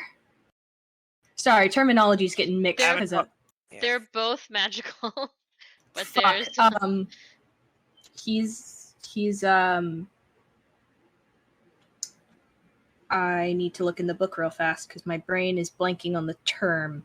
He's the same demagogue. He's a demagogue. So I know he's a demagogue, but we tend to keep everything else a little on the low end. As the only reason I would know that is because he's told me how my situation works. Do you have any reason to believe that he's an adept? I know he's very powerful, so it is completely within possibility that he is an adept.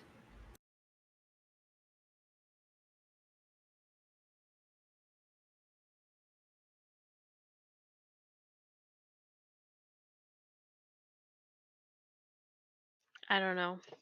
It freaks me out a little bit.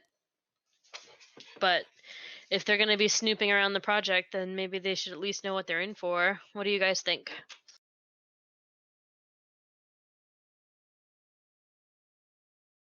Definitely. Darren just shrugs. They deserve to know. Naomi's just texting away. All right.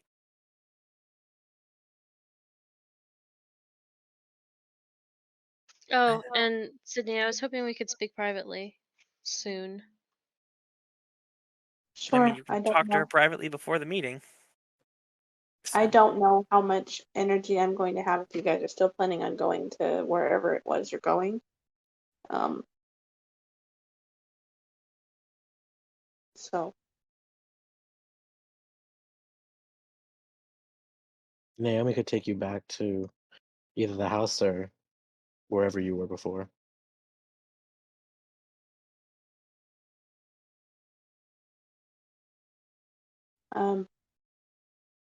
as nice as it is to see everybody, if if he will let me back, I think going back to where I was before may be my best place. Okay, but like, don't die. I won't. He'll make sure I'm safe. No, I mean like from that, and she's gonna point all over to you. She's gonna up and down. I will be okay. Good. When you come back, I'm gonna like throw you a whole feast, but first I have to like learn how to cook and stuff. Don't worry, Naomi. She couldn't stay with anyone more capable of taking care of her. Thank you for the game, everyone. I'm gonna head out. Good night. Okay. Bye bye. I need to call it an evening, but I wanted to make sure we got all of those loose threads put together somewhere. sure. Well, take care. Have a good couple weeks. Can't wait for the next session. Yep. See Me you guys too. in 2 weeks. Yeah. Yeah, Great. Sounds good. it was nice playing with you. Yes, it Talk was to you nice guys to meet later. you. I'm looking forward to See seeing you. you. Yeah, see you. Thanks for the session. All right, bye. Bye.